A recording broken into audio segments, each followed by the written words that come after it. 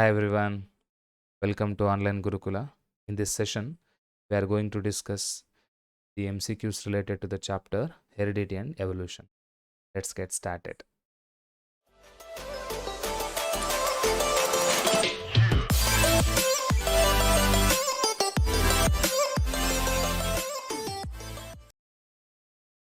So ಈ ಚಾಪ್ಟರ್ಗೆ ಸಂಬಂಧಿಸಿದಂತೆ ಹೇಳೋದಾದರೆ ಈ ವರ್ಷ ಅಂದರೆ 2020-21 ಎಕ್ಸಾಮಿಗೆ ಈ ಚಾಪ್ಟರ್ನ ಕಂಪ್ಲೀಟಾಗಿ ಕೊಡ್ತಾರೆ. ಯಾವುದೇ ಕಾನ್ಸೆಪ್ಟ್ಗಳನ್ನು ಇಲ್ಲಿ ರೆಡ್ಯೂಸ್ ಮಾಡಿಲ್ಲ. ಹಾಗಾಗಿ ಕಂಪ್ಲೀಟ್ ಚಾಪ್ಟರ್ನ ನೀವು ಪ್ರಿಪೇರ್ ಆಗಬೇಕಾಗತ್ತೆ. ಸೊ ಹೆರಿಡಿಟಿ ಆ್ಯಂಡ್ ಎವಲ್ಯೂಷನ್ಗೆ ಸಂಬಂಧಿಸಿದಂತೆ ನಾವು ನೋಡೋದಾದರೆ ಇಲ್ಲಿ ಕಾನ್ಸೆಪ್ಟ್ಗಳು somewhat difficult to understand ಅಂತ ಕೆಲವು ಸ್ಟೂಡೆಂಟ್ಸ್ ಹೇಳೋದನ್ನು ಕೇಳಿದ್ದೀನಿ. ಬಟ್ ಅದು ಒಂಥರ ನಿಜ. ಯಾಕೆ ಅಂತಂದರೆ ನಮಗೆ ಅಷ್ಟು ಬೇಗ ಈ ಹೆರಿಡಿಟಿ ಅನ್ನೋ ಕಾನ್ಸೆಪ್ಟ್ ಹೋಗಲ್ಲ. ಎವಲ್ಯೂಷನ್ ಈಸಿಯಾಗಿ ನಮ್ಗೆ ಅರ್ಥ ಆಗ್ತದೆ, ಬಟ್ ಹೆರಿಡಿಟಿ ಕೆಲವು ಸರಿ ಅರ್ಥ ಆಗದೇ ಇರ್ಬೋದು. ಕೆಲವರಿಗೆ ತುಂಬ ಈಸಿ ಆಗ್ತದೆ. ಸೊ ನಾವು ಜಾಸ್ತಿ ಪ್ರಾಕ್ಟೀಸ್ ಮಾಡಬೇಕು ಅಷ್ಟೇ, ಬಿಟ್ಟರೆ ಬೇರೆ ಏನೂ ವೇ ಇಲ್ಲ ಇದಕ್ಕೆ. ಜೊತೆಗೆ ಇಲ್ಲಿ ಕಂಪ್ಲೀಟ್ ಚಾಪ್ಟರ್ನ ಈ ಸರಿ ಎಕ್ಸಾಮ್ಗೆ ಕೊಡೋದ್ರಿಂದ ನಾನು ಎಲ್ಲ ಕಾನ್ಸೆಪ್ಟ್ಗಳ ಮೇಲೆ ಕ್ವಶನ್ಸನ್ನು ಫ್ರೇಮ್ ಮಾಡಿದ್ದೀನಿ. ಮತ್ತಷ್ಟು ನೀವು ಓದ್ಕೊಂಡ್ರೆ ಈ ಚಾಪ್ಟ್ರಲ್ಲಿ ಬರುವ ಎಲ್ಲ ಕ್ವಶನ್ಸ್ನ ಅಟೆಂಡ್ ಮಾಡ್ಬೋದು. ಇದು ಸ್ವಲ್ಪ ದೊಡ್ಡ ಚಾಪ್ಟರ್ ಆಗಿರೋದ್ರಿಂದ ಇದರಲ್ಲಿ 3ರಿಂದ 4 ಕ್ವಶನ್ ಕೇಳೋ ಚಾನ್ಸಸ್ಸು ಇದೆ. ಹಾಗಾಗಿ ನಾವು ಅದನ್ನು ಪ್ರಿಪೇರ್ ಆಗ್ತಾ ಹೋಗೋಣ. ಮತ್ತು ಈ ಕ್ವಶನ್ಸ್ಗೆ ನೀವು ಪ್ರಾಕ್ಟೀಸ್ ಮಾಡಿದ್ರೆ ಡೆಫಿನೆಟ್ಲಿ ಎಲ್ಲ ಕಾನ್ಸೆಪ್ಟ್ಗಳು ಕವರ್ ಆಗುತ್ತೆ ಅಂತ ನಾನು ಹೇಳ್ತೀನಿ. Let's get started and go with the first question. So the first question goes like this: The only way of supporting online Gurukula is. There are 4 options given: subscribe, all the above ಅಂತ. ಇದು it seems to be out of syllabus ಅಲ್ವಾ? Heredity and ಎವಲ್ಯೂಷನಲ್ಲಿ ಬರಲ್ಲ. Okay, ಇದು online Gurukula ಸಿಲೆಬಸಲ್ಲಿ ಬರುತ್ತೆ.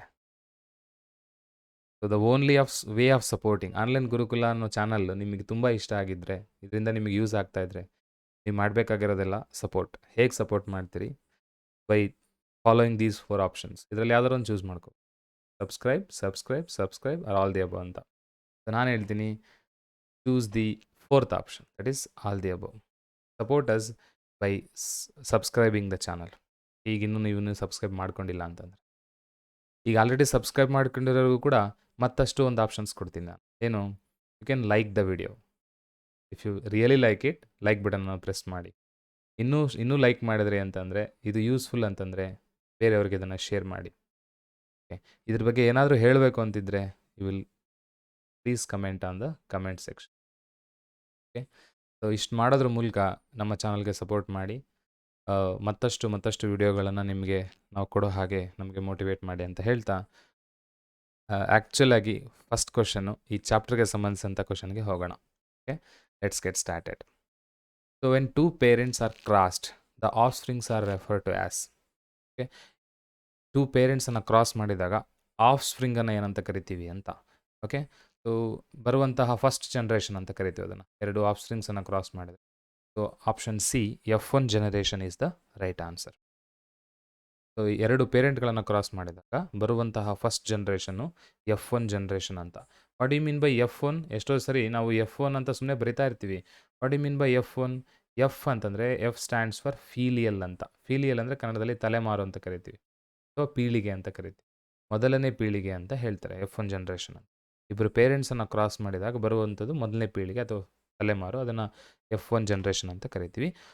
What happens when F1 into F1 cross ಮಾಡಿದಾಗ ಏನಾಗುತ್ತೆ? ಹಾಗಾದರೆ it will give F2 generation, 2ನೇ ಜನ್ರೇಷನನ್ನು ಕೊಡ್ತದೆ ಅಂತ. Then which of the following statements is not true with respect to variation. So variation ಅನ್ನೋ ಕಾನ್ಸೆಪ್ಟ್ ನೀವು ಕೇಳಿರ್ಬೋದು. ಓಕೆ, ಆ ವೇರಿಯೇಷನ್ಸಿಂದನೇ ಜೀವಿಗಳಲ್ಲಿ ಹೊಸ ಕ್ಯಾರೆಕ್ಟರ್ಸ್ ಹುಟ್ಟುತ್ತದೆ, ಒಂದು ಸ್ಪೀಸಿಯೇಷನ್ ಕೂಡ ಆಗುತ್ತೆ ಅಂತ ಹೇಳ್ತೀವಿ ನಾವು, ಅಲ್ವಾ? ಸೊ ಅದಕ್ಕೆ ಸಂಬಂಧಿಸಿದಂತೆ ಯಾವ ಕಾನ್ಸೆಪ್ಟ್ ಅಥವಾ ಯಾವ ಒಂದು ಸ್ಟೇಟ್ಮೆಂಟು ಟ್ರೂ ಅಲ್ಲ ಅಂತ ಕೇಳಿದ್ದಾರೆ, ನಾಟ್ ಟ್ರೂ ಅಂತ ಕೇಳಿದ್ದಾರೆ. ಓಕೆ, ಸೊ ನೋಡ್ತಾ ಹೋಗೋಣ ನಾವು ಆಪ್ಷನ್ಸನ್ನು. All variations in a species have equal chance of survival ಅಂತ. ಓಕೆ, ಸೊ ಒಂದು ಸ್ಪೀಸೀಸಲ್ಲಿ ಒಂದು ವೇರಿಯೇಷನ್ ಕ್ರಿಯೇಟ್ ಆಗಿದೆ ಅಂತಂದರೆ, ಆ ವೇರಿಯೇಷನ್ನು ಎಲ್ಲ ಒಂದಷ್ಟು ವೇರಿಯೇಷನ್ಗಳು ಕ್ರಿಯೇಟ್ ಆಗಿದೆ ಅಂತಂದರೆ, ಈ ಎಲ್ಲ ವೇರಿಯೇಷನ್ಗಳು ಮುಂದೆ ಸರ್ವೈವ್ ಆಗ್ತವ ಅನ್ನೋದು ಪ್ರಶ್ನೆ. ಓಕೆ, ಸೊ ಅವ್ರೇನು ಹೇಳ್ತಿದ್ದಾರೆ? Have equal chance of survival ಅಂತ. But the thing is, variation if it is supportive for the survival of the species, ಆ ಸ್ಪೀಸೀಸ್ ಸರ್ವೈವ್ ಆಗೋದಕ್ಕೆ ಆ ವೇರಿಯೇಷನ್ ಸಹಾಯ ಮಾಡ್ತಿದೆ ಅಂದರೆ ಮಾತ್ರ ಅದು ನ್ಯಾಚುರಲ್ ಸೆಲೆಕ್ಷನ್ಗೆ ಒಳಪಡುತ್ತೆ. ಅಂದರೆ ನೇಚರ್ ಅದನ್ನು ಸೆಲೆಕ್ಟ್ ಮಾಡ್ಕೊಳ್ಳುತ್ತೆ. ಸೊ ಅವಾಗ ಮಾತ್ರ ಅದು ಸರ್ವೈವ್ ಆಗ್ತದೆ ಅಂತ, ಚಾನ್ಸ್ ಆಫ್ ಸರ್ವೈವಲ್ ಇರುತ್ತೆ ಅಂತ. ಬಟ್ ಇವ್ರು ಹೇಳಿದರೆ ಎಲ್ಲ variations equal chance of survival ಇದೆ ಅಂತ. So this is not true. ನಮಗೆ ಆಪ್ಷನ್ ಅಂದರೆ ರೈಟ್ ಆನ್ಸರ್ ಇಲ್ಲೇ ಸಿಕ್ಬಿಡ್ತು, ನಾಟ್ ಟ್ರೂ ಅಂತ. ಆದರೂ ಒಂದಷ್ಟು ವಿಷಯಗಳನ್ನು ತಿಳ್ಕೊಳ್ಳೋಣ. ಎರಡನೇ ಆಪ್ಷನ್ ನೋಡ್ತಾ ಏನು, change in genetic composition results in variation ಅಂತ. ಅಂದರೆ ಜೀನ್ಸಲ್ಲಿ ಜೆನೆಟಿಕ್ ಕಾಂಪೋಸಿಷನ್ ಚೇಂಜ್ ಆದರೆ ಅಲ್ಲಿ ವೇರಿಯೇಷನ್ ಕ್ರಿಯೇಟ್ ಆಗುತ್ತೆ ಅಂತ. ಸೊ ಡ್ಯೂರಿಂಗ್ ಸೆಕ್ಷುವಲ್ ರಿಪ್ರೊಡಕ್ಷನ್ ಏನು ಕ್ರೋಮೋಸೋಮಲ್ ಜೀನ್ಸ್ ಎಕ್ಸ್ಚೇಂಜ್ ಆಗಬೇಕಾದ್ರೆ ಜೆನೆಟಿಕ್ ಕಾಂಪೋಸಿಷನ್ ವೇರಿ ಆಗಿ ವೇರಿಯೇಷನ್ಸ್ ಕ್ರಿಯೇಟ್ ಆಗುತ್ತೆ. ಅದು ಒಂದು ಹೊಸ ಸ್ಪೀಸಿಸ್ ಆಗೋದಕ್ಕೆ ಸಹಾಯ ಮಾಡುತ್ತೆ. ಸೊ ಇದು actually true option with respect to variation. ಇನ್ನು selection of variants by environmental factors forms the basis of evolutionary process ಅಂತ. ಸೊ ಎನ್ವಿರಾನ್ಮೆಂಟಲ್ ಫ್ಯಾಕ್ಟರ್ಸ್ ಇದಾವಲ್ಲ, ಅವು ವೇರಿಯೇಷನ್ಸನ್ನು ಸೆಲೆಕ್ಟ್ ಮಾಡ್ಕೊಳ್ತವೆ. ಸೊ ಅದನ್ನು ಹೇಳಿದ್ನಲ್ಲ, ನ್ಯಾಚುರಲ್ ಸೆಲೆಕ್ಷನ್ ಅಂತ ಅದು. ಸೊ ಹಾಗಾಗಿ ಇದು ಕೂಡ ರೈಟ್ ಆಪ್ಷನ್ ಆಗುತ್ತೆ. Variation is minimum in asexual reproduction. ವೇರಿಯೇಷನ್ಗಳು ಆ್ಯಕ್ಚುಲಿ ಜಾಸ್ತಿ ಎಲ್ಲಿರುತ್ತೆ ಅಂತಂದರೆ ಸೆಕ್ಷುವಲ್ ರಿಪ್ರೊಡಕ್ಷನಲ್ಲಿ ಇರುತ್ತೆ. Sexual reproduction. ಇನ್ನು ಎಸೆಕ್ಷುವಲ್ ರಿಪ್ರೊಡಕ್ಷನಲ್ಲಿ ವೇರಿಯೇಷನ್ಸ್ ಇರಲ್ಲ. ಯಾಕೆ ಅಂತಂದರೆ ಅಲ್ಲಿ ಎಕ್ಸಾಕ್ಟ್ ಕ್ಲೋನ್ಸ್ ಇರ್ತವೆ ಅಂತ. ಪೇರೆಂಟ್ಸ್ ಹೇಗಿರ್ತಾವೋ ಎಕ್ಸಾಕ್ಟ್ ಕಾಪೀಸು ಕ್ರಿಯೇಟ್ ಆಗಿರ್ತದೆ ಬಂದಿರುವಂಥ ಆಫ್ ಸ್ವಿಂಗ್ಸು ಕೂಡ. ಯಾಕೆಂದರೆ ಇಲ್ಲಿ ಸಿಂಗಲ್ ಪೇರೆಂಟ್ ಇನ್ವಾಲ್ವ್ ಆಗ್ತದೆ. ಇದೆಲ್ಲ ಪ್ರೀವಿಯಸ್ ಕ್ಲಾಸಸಲ್ಲಿ ತಿಳ್ಕೊಂಡಿದ್ದೀರಿ ನೀವು. ಬಟ್ ಸೆಕ್ಷುವಲ್ ರಿಪ್ರೊಡಕ್ಷನಲ್ಲಿ 2 ಪೇರೆಂಟ್ಸ್ ಇನ್ವಾಲ್ವ್ ಆಗೋದ್ರಿಂದ ಇಬ್ಬರ ಗುಣಗಳು ಕೂಡ ನೆಕ್ಸ್ಟ್ ಜನ್ರೇಷನ್ಗೆ ಬರೋದ್ರಿಂದ ಅಲ್ಲಿ ಹೊಸ ವೇರಿಯೇಷನ್ಸ್ ಕ್ರಿಯೇಟ್ ಆಗೋ ಚಾನ್ಸಸ್ ಇದೆ ಅಂತ. ಸೊ ಎಸೆಕ್ಷುವಲಲ್ಲಿ ವೇರಿಯೇಷನ್ ಮಿನಿಮಮ್ ಇರುತ್ತೆ. ಮ್ಯಾಕ್ಸಿಮಮ್ ಎಲ್ಲಿರುತ್ತೆ ಅಂದರೆ ಸೆಕ್ಷುವಲ್ ರಿಪ್ರೊಡಕ್ಷನಲ್ಲಿ. ಸೊ ಇವರು ಹೇಳಿರೋ ಸ್ಟೇಟ್ಮೆಂಟ್ ಕರೆಕ್ಟ್ ಆಗಿದೆ. ನಾಟ್ ಟ್ರೂ ಅನ್ನೋದು ಎ ಆಪ್ಷನ್ ಮಾತ್ರ. ಮೂರನೇ ಕ್ವಶನ್ಗೆ ಹೋಗೋಣ. From the list given below select the character which can be acquired but not inherited. Okay, so ಇಲ್ಲಿ ಯಾವ ಕ್ಯಾರೆಕ್ಟರು ಓಕೆ ಸೊ ಅಕ್ವೈರ್ಡ್ ಆಗಿದೆ, ಇನ್ಹೆರಿಟ್ ಆಗಲ್ಲ ಅಂತ. ನೋಡಿ, ಕ್ಯಾರೆಕ್ಟರ್ಸಲ್ಲಿ ಅಥವಾ ಟ್ರೇಟ್ಸಲ್ಲಿ 2 ಥರ ಇದೆ. ಒಂದು ಅಕ್ವೈರ್ಡ್ ಟ್ರೇಟ್ಸ್, ಮತ್ತೊಂದು ಇನ್ಹೆರಿಟೆಡ್ ಟ್ರೇಟ್ಸ್ ಅಂತ. ವಾಟ್ ಅಬೌಟ್ ಅಕ್ವೈರ್ಡ್ ಟ್ರೇಟ್ಸ್ ಅಂದ್ರೆ ಏನು? ಈ ಅಕ್ವೈರ್ಡ್ ಟ್ರೇಟ್ಸ್ ಅಂತಂದರೆ the traits are the characteristics that an organism gains during his life time ಅಂತ. ಒಬ್ಬ ವ್ಯಕ್ತಿ ಅಥವಾ ಒಂದು ಜೀವಿ ತನ್ನ ಜೀವಿತಾವಧಿಯಲ್ಲಿ ಗಳಿಸಿಕೊಂಡಂತಹ ಅನುಭವಗಳು ಅಥವಾ ಬೆಳೆಸಿಕೊಂಡಂತಹ ಗುಣಗಳು, ಅವನ್ನ ನಾವು ಅಕ್ವೈರ್ಡ್ ಟ್ರೇಟ್ಸ್ ಅಂತ. For example body size. Okay, so ಕೆಲವರು ತೆಳ್ಳಗಿರ್ತಾರೆ, ಬಟ್ ಚೆನ್ನಾಗಿ ತಿನ್ನೋದ್ರ ಮೂಲಕ ಅಥವಾ ಒಳ್ಳೆ ಫುಡ್ಡನ್ನು ತೊಗೊಳೋದ್ರ ಮೂಲಕ ಬೇರೆ ಬೇರೆ ಆಸ್ಪೆಕ್ಟ್ಸಲ್ಲಿ ತಮ್ಮ ಬಾಡಿಯನ್ನು ಡೆವಲಪ್ ಮಾಡ್ಕೊಳ್ತಾರೆ. ಬಾಡಿ ಸೈಜನ್ನು ಇನ್ಕ್ರೀಸ್ ಮಾಡ್ಕೋಬೋದು, ಡಿಕ್ರೀಸ್ ಮಾಡ್ಕೋಬೋದು. ಇದೆಲ್ಲವೂ ಏನದು ಆ ವ್ಯಕ್ತಿ ಅಥವಾ ಆ ಜೀವಿಯು ಆ ಲೈಫ್ ಟೈಮಲ್ಲಿ ಪಡ್ಕೊಂಡಂತಹ ಗುಣಗಳು. ಅದಕ್ಕೆ ನಾವೇನು ಹೇಳ್ತೀವಿ, ಅಕ್ವೈರ್ಡ್ ಕ್ಯಾರೆಕ್ಟರ್ಸ್ ಅಂತ. ಇನ್ನು ಇನ್ಹೆರಿಟೆಡ್ ಕ್ಯಾರೆಕ್ಟರ್ಸ್ ಅಂತಂದರೆ the characters which are transferred from parents to offsprings. Parent to offsprings, ಅಥವಾ the characters which are transferred from one generation to another generation. They are called inherited traits ಅಂತ ಕರೀತಾರೆ. ಯಾವ ರೀತಿ ಪೇರೆಂಟ್ಸಿಂದ ಆಫ್ ಸ್ಪ್ರಿಂಗ್ಸಿಗೆ ಹೋಗುತ್ತೆ? With the help of genes ಅಂತೆ. ಓಕೆ, ಸೊ ಜೀನ್ಗಳ ಮೂಲಕ ಏನು ಕ್ಯಾರೆಕ್ಟರ್ಸು ಪೇರೆಂಟ್ಸಿಂದ ಆಫ್ ಸ್ಪ್ರಿಂಗ್ಸಿಗೆ ಹೋಗುತ್ತೆ ಅಂತ. ಸೊ ಇದನ್ನು ಇನ್ಹೆರಿಟೆಡ್ ಟ್ರೇಟ್ಸ್ ಅಂತ ಕರೀತಾರೆ. ಹಾಗಾದರೆ ಈ 4 ಆಪ್ಷನಲ್ಲಿ ಯಾವ್ದು ಏನಂತ ಕೇಳಿದಾರೆ ಅವರು? Which can be acquired but not inherited. ಜೀವಿತಾವಧಿಯಲ್ಲಿ ಗಳಿಸ್ಕೋಬಹುದು, ಇನ್ಹೆರಿಟ್ ಮಾಡೋಕ್ಕಾಗಲ್ಲ ಅಂತ. ಸೊ ಯಾವುದು ಗಳಿಸ್ಕೊಳ್ಳುವಂಥ ಕ್ಯಾರೆಕ್ಟರು? ನೋಡಿ, ಕಲರ್ ಆಫ್ ದ ಐ ಅಂತಿದೆ. ಈ ಕಲರ್ ಆಫ್ ದ ಐ ನಾವು ಚೇಂಜ್ ಮಾಡ್ಕೊಳ್ಳೋಕ್ಕಾಗಲ್ಲ. ಓಕೆ, ಅದು ಪೇರೆಂಟ್ಸಿಂದ ಅಥವಾ ಜನ್ರೇಷನ್ ಟು ಜನ್ರೇಷನ್ ಟ್ರಾನ್ಸ್ಫರ್ ಆಗಿ ಬರುತ್ತೆ. So this is inherited trait. ಅವ್ರೇನು ಕೇಳಿರೋದಾದ್ರೆ ನಾಟ್ ಇನ್ಹೆರಿಟೆಡ್ ಬಟ್ ಅಕ್ವೈರ್ಡ್ ಟ್ರೇಟನ್ನು ಕೇಳಿದ್ದಾರೆ. ಕಲರ್ ಆಫ್ ದ ಸ್ಕಿನ್ನು, ಇದು ನಾವು ಡಿಸೈಡ್ ಮಾಡೋದಕ್ಕಾಗಲ್ಲ. We cannot decide the colour of the skin, so that it is inherited. Okay, size of the body, ನಾನು ಆಗಲೇ ಹೇಳಿದೆ, ಬಾಡಿ ಸೈಜನ್ನು we can vary, we can change it ಅಂತ. So that it is acquired character, but it is not inherited. Okay, so parents ದಪ್ಪ ಇದ್ದಾರೆ ಅಂದರೆ ಮಕ್ಕಳು ದಪ್ಪ ಇರಬೇಕಂತೇನಿಲ್ಲ.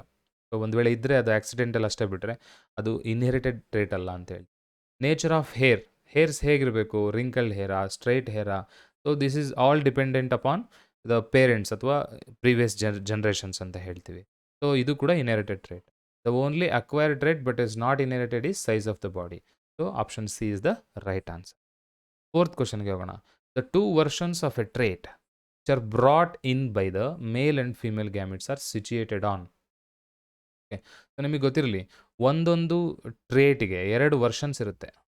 ಒಂದೊಂದು ಟ್ರೇಟಿಗೆ 2 ವರ್ಷನ್ಸ್ ಇರುತ್ತೆ, version 1 and version 2. Okay, so ಅದರಲ್ಲಿ ಒಂದು ಡಾಮಿನೆಂಟ್ ಇರ್ಬೋದು, ಇನ್ನೊಂದು ರಿಸೆಸಿವ್ ಇರ್ಬೋದು. ಅಥವಾ ಈ ಥರ ಒಂದೊಂದು ವರ್ಷನ್‌ಗೆ ಎರಡೆರಡು ಒಂದೊಂದು ಟ್ರೇಟ್‌ಗೆ ಎರಡೆರಡು ವರ್ಷನ್ಸ್ ಇರ್ತದೆ ಅಂತ. ಸೊ ಅಥವಾ ಕ್ಯಾರೆಕ್ಟರ್‌ಗೆ 2 ವರ್ಷನ್ಸ್ ಇರುತ್ತೆ. ಅದು ಮೇಲ್ ಆ್ಯಂಡ್ ಫೀಮೇಲ್ ಗ್ಯಾಮೆಟ್ಸಿಂದ ಆಫ್‌ಸ್ಪ್ರಿಂಗ್ಸ್‌ಗೆ ಬರ್ತದೆ. ನಮ್ಮಲ್ಲಿ ಒಂದು ಕ್ಯಾರೆಕ್ಟರ್ ಇದೆ ಅಂತಂದರೆ, ನಮ್ಮ ಪೇರೆಂಟ್ಸು ಅಂದರೆ ಫಾದರು, ಮದರಿಂದ ಇಬ್ಬರಿಂದನೂ ಕೂಡ ಆ ಕ್ಯಾರೆಕ್ಟರ್ ಬಂದಿರ್ತದೆ ಅಂತ. ಓಕೆ. ಹಾಗಾದಾಗ ಈ 2 ವರ್ಷನ್ಸ್ ಆಫ್ ದ ಟ್ರೇಟ್ ಎಲ್ಲಿ ಸಿಚುಯೇಟ್ ಆಗಿರುತ್ತೆ ಅಂತ. ವೇರ್ ಇಟ್ ಈಸ್ ಸಿಚುಯೇಟೆಡ್ ಅಂತ. ಓಕೆ. ಸೊ ಟ್ರೇಟ್ಸ್ ಅಥವಾ ದೇ ಆರ್ ಏನು ಕಮ್ ಫ್ರಮ್ ದ ಜೀನ್ಸ್ ಅಂತ ಹೇಳ್ತೀವಿ. ಜೀನ್ಸ್ ಎಲ್ಲಿರ್ತದೆ? ಕ್ರೋಮೋಸೋಮ್ಸಲ್ಲಿರ್ತದೆ. ಓಕೆ. ಸೊ ಹಾಗಾದರೆ ಎಲ್ಲಿರ್ತದೆ ಅಂತಂದರೆ 2 versions of the same trait copies of the same chromosome ಅಂತ ಹೇಳ್ತೀವಿ. ಅಂದರೆ ಮನುಷ್ಯನಲ್ಲಿ 23 ಪೇರ್ಸ್ ಆಫ್ ಕ್ರೋಮೋಸೋಮ್ಸ್ ಇದೆ. ಈ ರೀತಿ 23 ಪೇರ್ಸ್ ಇರುತ್ತೆ. ಸೊ 2 ಕ್ರೋಮೋಸೋಮನ್ನು ನಾವು ಕನ್ಸಿಡರ್ ಮಾಡಿಕೊಂಡ್ರೆ, ಇದರಲ್ಲಿ ಒಂದು ಟ್ರೇಟಿಗೆ ಸಂಬಂಧಿಸಿದಂಥ ಒಂದು ವರ್ಷನ್ ಒಂದು ಕ್ರೋಮೋಸೋಮಲ್ಲಿದ್ದರೆ, ಅದೇ ಥರದ ಕ್ರೋಮೋಸೋಮ್ ಇನ್ನೊಂದಿರ್ತದೆ. ಆ ಕಾಪಿ ಆಫ್ ಕ್ರೋಮೋಸೋಮಲ್ಲಿ ಇನ್ನೊಂದು ಟ್ರೇಟ್ ಇರ್ತದೆ. ಸೊ ಈ ರೀತಿ ಕಾಪೀಸ್ ಆಫ್ ದ ಸೇಮ್ ಕ್ರೋಮೋಸೋಮಲ್ಲಿ ಈ ಕಡೆ ಒಂದು ಟ್ರೇಟ್ ಇರುತ್ತೆ, ಇಲ್ಲೊಂದು ವರ್ಷನ್ ಇರುತ್ತೆ. 2 ವರ್ಷನ್‌ಗಳು ಬೇರೆ ಬೇರೆ ಕ್ರೋಮೋಸೋಮಲ್ಲಿರುತ್ತೆ. ಬಟ್ ಅವು ಒಂದೇ ಕ್ರೋಮೋಸೋಮ್‌ನ ಕಾಪಿ ಅಂತ ಹೇಳ್ತೀವಿ. ಸೊ ಈ ರೀತಿ copies of the same chromosome ಮೇಲೆ 2 ವರ್ಷನ್ಸ್ ಆಫ್ ಎ ಟ್ರೇಟ್ ಇರುತ್ತೆ ಅಂತ. That is 4th question. 5th ಹೋಗೋಣ ನಾವು. For his experiments on heredity Mendel used. Okay. Mendel ತನ್ನ ಎಕ್ಸ್ಪೆರಿಮೆಂಟ್‌ಗೆ ಯಾವ ಪ್ಲಾಂಟನ್ನು ಯೂಸ್ ಮಾಡ್ಕೊಳ್ತಾರೆ ಅಂತ. This is very simple question. ಯಾವ ಪ್ಲಾಂಟ್ ಯೂಸ್ ಮಾಡ್ಕೊಳ್ತಾರೆ? ಪಪ್ಪಾಯನ? ಇಲ್ಲ ಅಲ್ಲ. ಸೊ ಪೀ ಪ್ಲಾಂಟನ್ನು ಯೂಸ್ ಮಾಡ್ಕೊಳ್ತಾರೆ. ಅದಕ್ಕೆ ಬೇರೆ ಬೇರೆ ಕಾರಣಗಳಿದೆ. ಅದು ನಿಮಗೇನಿಲ್ಲ ಸಿಲೆಬಸ್ಸಿಗೆ. ಸೊ ಪೀ ಪ್ಲಾಂಟನ್ನು ಯೂಸ್ ಮಾಡ್ಕೊಳ್ತಾರೆ ಅಂತ ನೆನ್ಪಿಟ್ಕೊಳ್ಳಿ. So the human animal which has an XY pair of chromosome is called. Okay. So this is sex determination of human ಬೀಯಿಂಗ್ಸಲ್ಲಿ ಬರ್ತದೆ. ಸೊ ಹ್ಯೂಮನ್ ಅಂದರೆ ಮನುಷ್ಯ ಇದ್ದಾನೆ. ಓಕೆ. ಆ ಮನುಷ್ಯನಲ್ಲಿ ಸೆಕ್ಸ್ ಕ್ರೋಮೋಸೋಮ್ಸ್ ಯಾವುದಿದೆ? X ಆ್ಯಂಡ್ Y ಇದೆ. ಓಕೆ. ಸೊ ನಿಮಗೆ ಸೆಕ್ಸ್ ಡಿಟರ್ಮಿನೇಷನ್ ನೋಡಿದಾಗ ಸೊ ಜಿನೋಟೈಪ್ ಆಫ್ ಆರ್ಗಾನಿಸಮ್ಸನ್ನು ಅಬ್ಸರ್ವ್ ಮಾಡಿದರೆ, ಮೇಲ್ ಮತ್ತು ಫೀಮೇಲ್ಗೂ ಒಂದು ಡಿಫ್ರೆನ್ಸ್ ಇದೆ. Chromosome with respect to chromosome ಹೇಳೋದಾದರೆ, ಎಸ್ಪೆಷಲಿ ಸೆಕ್ಸ್ ಕ್ರೋಮೋಸೋಮ್ ಹೇಳೋದಾದರೆ. ಓಕೆ. ಮೇಲಲ್ಲಿ 1 ಪೇರ್ ಆಫ್ ಸೆಕ್ಸ್ ಕ್ರೋಮೋಸೋಮ್ಸ್ ಇರ್ತದೆ. ಅದು XY. ಇನ್ನು ಫೀಮೇಲಲ್ಲಿ X ಮತ್ತು X ಇರುತ್ತೆ. ಎರಡೂ ಒಂದೇ ರೀತಿಯ ಸೆಕ್ಸ್ ಕ್ರೋಮೋಸೋಮ್ಸ್ ಇರುತ್ತೆ. ಸೊ ಒಂದು ಆರ್ಗ್ಯಾನಿಸಮಲ್ಲಿ XY ಕ್ರೋಮೋಸೋಮ್ ಇದೆ ಅಂತಂದರೆ ಅದೇನಾಗಿರುತ್ತೆ? ಮೇಲ್ ಆಗಿರುತ್ತೆ. ಓಕೆ. ಸೊ ಹಾಗಾದರೆ option A male is the right answer. 7th ಹೋಗೋಣ. A gene is a hybrid, heritable trait, pure breed, part of a chromosome that transmitted trait. Gene ಅಂದರೆ ಏನು ಅಂತ. ಓಕೆ. ನಾನು ಈಗ ಹಿಂದಿನ ಕ್ವಶನ್ ಹೇಳ್ಬೇಕಾದ್ರೆ ಹೇಳಿದ್ದೀನಿ. So gene which is a vehicle of heredity ಅಂತ ಕರಿತೀವಿ ಜೀನನ್ನು. What is the common name of gene? Genes are the vehicles of heredity. Actually genes ಎಲ್ಲಿರುತ್ತೆ? ಕ್ರೋಮೋಸೋಮಲ್ಲಿರುತ್ತೆ. ಇಲ್ಲಿ ಕ್ರೋಮೋಸೋಮ್ಸನ್ನು ಕೂಡ ವೆಹಿಕಲ್ಸ್ ಆಫ್ ಹೆರಿಡಿಟಿ ಅಂತ ಕರಿಬೋದು ನಾವು. ಓಕೆ. ಸೊ ಬಟ್ ಹಿಯರ್ ಜೀನನ್ನು ಏನು ಮಾಡುತ್ತದು? ಕ್ಯಾರೆಕ್ಟರ್ಸನ್ನು ಒಂದು ಜನ್ರೇಷನಿಂದ ಇನ್ನೊಂದು ಜನ್ರೇಷನ್ಗೆ ಟ್ರೇಟನ್ನು ಟ್ರಾನ್ಸ್ಫರ್ ಮಾಡ್ತದೆ. So characters in the form of genes are transferred from parents to offspring ಅಂತೇಳಿ. ಹಾಗಾದರೆ ಜೀನ್ ಅನ್ನೋದು what is that? It is a part of a chromosome. It is a part of a chromosome that transmits a trait. Okay. ಅದು ಕ್ರೋಮೋಸೋಮ್ನಲ್ಲಿರುವ ಒಂದು ಭಾಗ. ಅದೇನು ಮಾಡ್ತದೆ? ಟ್ರೇಟನ್ನು ಟ್ರಾನ್ಸ್ಮಿಟ್ ಮಾಡುತ್ತೆ generation to generation. So that option D is the right answer. 8th ಕ್ವೆಶ್ಚನ್‌ಗೆ ಹೋಗೋಣ. Exchange of genetic material takes place in. Okay. ನಾನು ಆಗಲೇ ಹೇಳಿದೆ, ಸೆಕ್ಷುವಲ್ ರಿಪ್ರೊಡಕ್ಷನ್ ಆಗುತ್ತೆ ಆರ್ಗಾನಿಸಮ್ಸಲ್ಲಿ. ಅದು ವೇರಿಯೇಷನ್ಸನ್ನು ಕ್ರಿಯೇಟ್ ಮಾಡುತ್ತೆ ಅಂತ ಅಲ್ವಾ? ಸೊ ಹಾಗಾದರೆ ಈ ವೇರಿಯೇಷನ್ ಕ್ರಿಯೇಟ್ ಆಗಬೇಕು ಅಂತಂದರೆ ಜೆನೆಟಿಕ್ ಮೆಟೀರಿಯಲ್ ಎಕ್ಸ್ಚೇಂಜ್ ಆಗಬೇಕು. ಅಂದರೆ 2 ಕ್ರೋಮೋಸೋಮ್ಗಳ ಮಧ್ಯೆ ಜೆನೆಟಿಕ್ ಮೆಟೀರಿಯಲ್ ಎಕ್ಸ್ಚೇಂಜ್ ಆದಾಗ ಅಲ್ಲಿ ವೇರಿಯೇಷನ್ಸ್ ಕ್ರಿಯೇಟ್ ಆಗುತ್ತೆ ಅಂತ. ಆ ಎಕ್ಸ್ಚೇಂಜ್ ಆಫ್ ಜೆನೆಟಿಕ್ ಮೆಟೀರಿಯಲ್ ಎಲ್ಲಿ ಆಗುತ್ತೆ ಅಂತ ಕೇಳಿದ್ದಾರೆ. ಓಕೆ. ಆವಾಗಲೇ ಇಲ್ಲಿ ಹೇಳಿದ್ದೀನಿ ನಾನು. ಸೊ ಸೆಕ್ಷುವಲ್ ರೀಪ್ರೊಡಕ್ಷನಲ್ಲಿ ಎಕ್ಸ್ಚೇಂಜ್ ಆಫ್ ಜೆನೆಟಿಕ್ ಮೆಟೀರಿಯಲ್ ಆಗುತ್ತೆ. ಈ ಎಕ್ಸ್ಚೇಂಜ್ ಆಗೋದ್ರಿಂದನೇ new variations were created in organisms ಅಂತ ಹೇಳ್ತೀವಿ. ಇನ್ನು ವೆಜಿಟೇಟಿವ್ ರಿಪ್ರೊಡಕ್ಷನ್, ಎಸೆಕ್ಷುವಲ್ ರಿಪ್ರೊಡಕ್ಷನ್ ಎಲ್ಲೆಲ್ಲೂ ಕೂಡ ಎಕ್ಸ್ಚೇಂಜ್ ಆಫ್ ಜೆನೆಟಿಕ್ ಮೆಟೀರಿಯಲ್ ಆಗಲ್ಲ. Budding is a sort of asexual reproduction. ಅದು ಕೂಡ ರೈಟ್ ಆನ್ಸರ್ ಆಗಲ್ಲ. ಇನ್ನು 9th ಕ್ವೆಶ್ಚನ್‌ಗೆ ಹೋಗೋಣ. New species may be formed if. ಅಂದರೆ ಇಲ್ಲಿ ನ್ಯೂ ಸ್ಪೀಸೀಸ್ ಫಾರ್ಮೇಷನ್ ಆಗೋದನ್ನ ಏನಂತ ಕರಿತೀವಿ ನಾವು? We call it as the formation of new species is called speciation. ಈ ಸ್ಪೀಸಿಯೇಷನನ್ನು ಅಫೆಕ್ಟ್ ಮಾಡೋಕ್ಕೆ ಸಾಕಷ್ಟು ಏನಿದೆ ಆಸ್ಪೆಕ್ಟ್ಸ್ ಇದೆ. ಅಂದರೆ ಫ್ಯಾಕ್ಟರ್ಸ್ ಇದೆ ಅದು ಅಫೆಕ್ಟ್ ಮಾಡೋದಕ್ಕೆ. ಸೊ ಅದು ನ್ಯೂ ಸ್ಪೀಸೀಸ್ ಫಾರ್ಮೇಷನ್ ಆಗಬೇಕಂದ್ರೆ ಏನು ಕಂಡೀಷನ್ ಅಂತ ಕೇಳಿದ್ದಾರೆ ಇಲ್ಲಿ. ಫಸ್ಟ್ ಆಪ್ಷನ್ ನೋಡಿ, DNA undergoes significant changes in germ cells ಅಂತ. ಸೊ ಜರ್ಮ್ ಸೆಲ್ಸಲ್ಲಿ ಅಂದರೆ what you mean by germ cell? Germ cell is nothing but a gamete, like sperm, ಓಮ್ ಆಗಿರ್ಬೋದು, ಹ್ಯೂಮನ್ ಬೀಯಿಂಗ್ಸಿಗೆ ಸಂಬಂಧಿಸಿದೆ. ಓಕೆ, ಇಲ್ಲೇನಾಗಿದೆ ನೋಡಿ, D N A undergoes significant changes in germ cells. ಅಂದರೆ ಗ್ಯಾಮೆಟ್ಸಲ್ಲಿ ಡಿ ಎನ್ ಎ ಚೇಂಜಸ್ ಆಯಿತು ಅಂತಂದರೆ, ಜೀನ್ಸಲ್ಲಿ ಬದಲಾವಣೆ ಆಯಿತು ಅಂತ, ಜೀನಲ್ಲಿ ಬದಲಾವಣೆ ಆಯಿತು ಅಂದರೆ ಕ್ಯಾರೆಕ್ಟರಲ್ಲಿ ಟ್ರೇಟಲ್ಲಿ ಬದಲಾವಣೆ ಆಯಿತು ಅಂತ. ಸೊ ಇಲ್ಲಿ ಸ್ಪೀಸೀಸ್ ಫಾರ್ಮೇಷನ್ ಆಗೋ ಚಾನ್ಸಸ್ ಇದೆ. ಯಾಕಂದರೆ accumulation of new characters results in speciation ಅಂತ ನಮಗೆ ಗೊತ್ತಿದೆ.